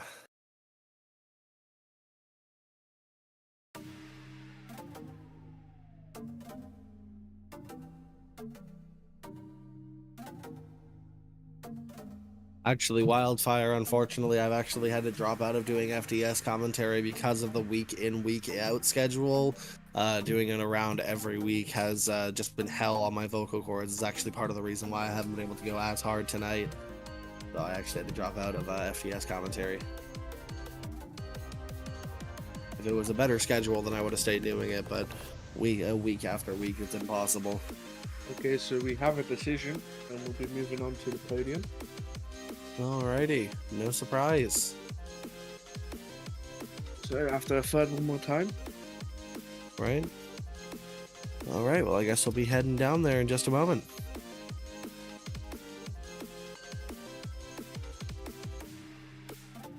Stick around after these ad breaks. We'll throw an ad break up while we get everything transitioned, and we'll head over there, alright? We'll see you guys in a moment.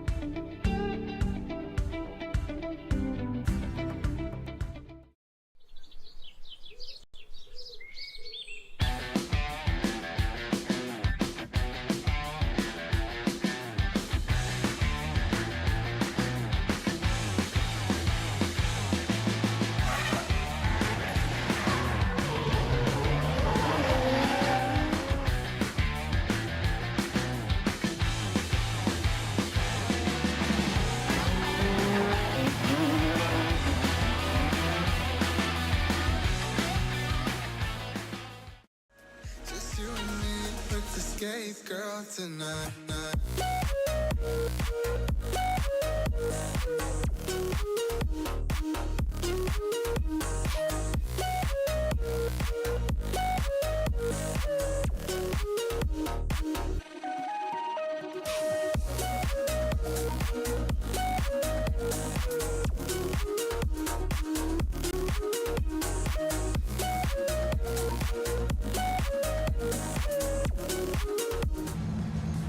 Ladies and gentlemen, welcome back. Thank you very much for sticking with us through such an eventful time here at Scottish Virtual Drift Series Round 4. We have your podium drivers out here today, your top 4 finishers from this event. And without further ado, we're going to announce who got first, second, and third place. So for that, I'll take it over to my commentating partner here, Alex Tahara. Yeah, so great driving today from all drivers. Phenomenal. Absolutely just took my breath away, as always. So I'm going to be announcing the podium to you guys. I hope you don't mind. So third position, we have Saka in third place. That means Daniel and Jay have got 4. Yeah. And then in first place, as this was a hard battle to get through, you know, 3 more times, and the winner of the finals for this round of SVDS is Vitaly Isiev, leaving Anthony Taylor in second place. So that is it for the podium, and as well, hard charger is Mark Rourke. So we have our top 4 finishes there.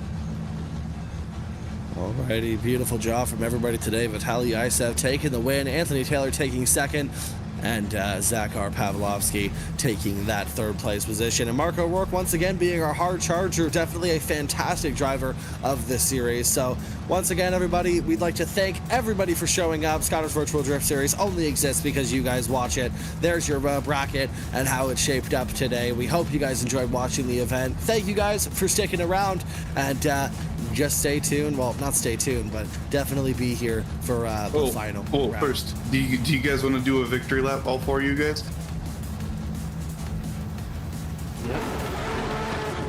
We could, yeah, we can have a victory lap go on. We'll take it over. We'll have our top 3 finishers go and do a victory lap. Oh yeah, fair enough. Top 4, taking Andrea can, I guess, be part of it too. Yeah, you know. we'll have that come down. We'll put on our spectate camera here, and we'll get you guys a top 4 finisher lap like they do in VDC and all that, all those other series and all that, doing the same thing. So we'll get a good lap here. Let's get them going. We'll get Vitaly Isiev in the lead position here with Daniel Andreev in the chase, Anthony Taylor, and Mr. Zakhar Pavlovski in the chase position here. Look at this, flying through the track here as they transition. Vitaly Isiev right there in the position with Daniel Andreev right there, tapping his bumper. Anthony Taylor sticking to him, finishing out the run with Zakhar Pavlovski tying in the final position. And ladies and gentlemen, we hope you enjoyed it as they go up the bank and crash their cars in this virtual space. Thank you guys, everybody. That's Scottish Virtual Drift Series Round 4 finished. Thanks for watching.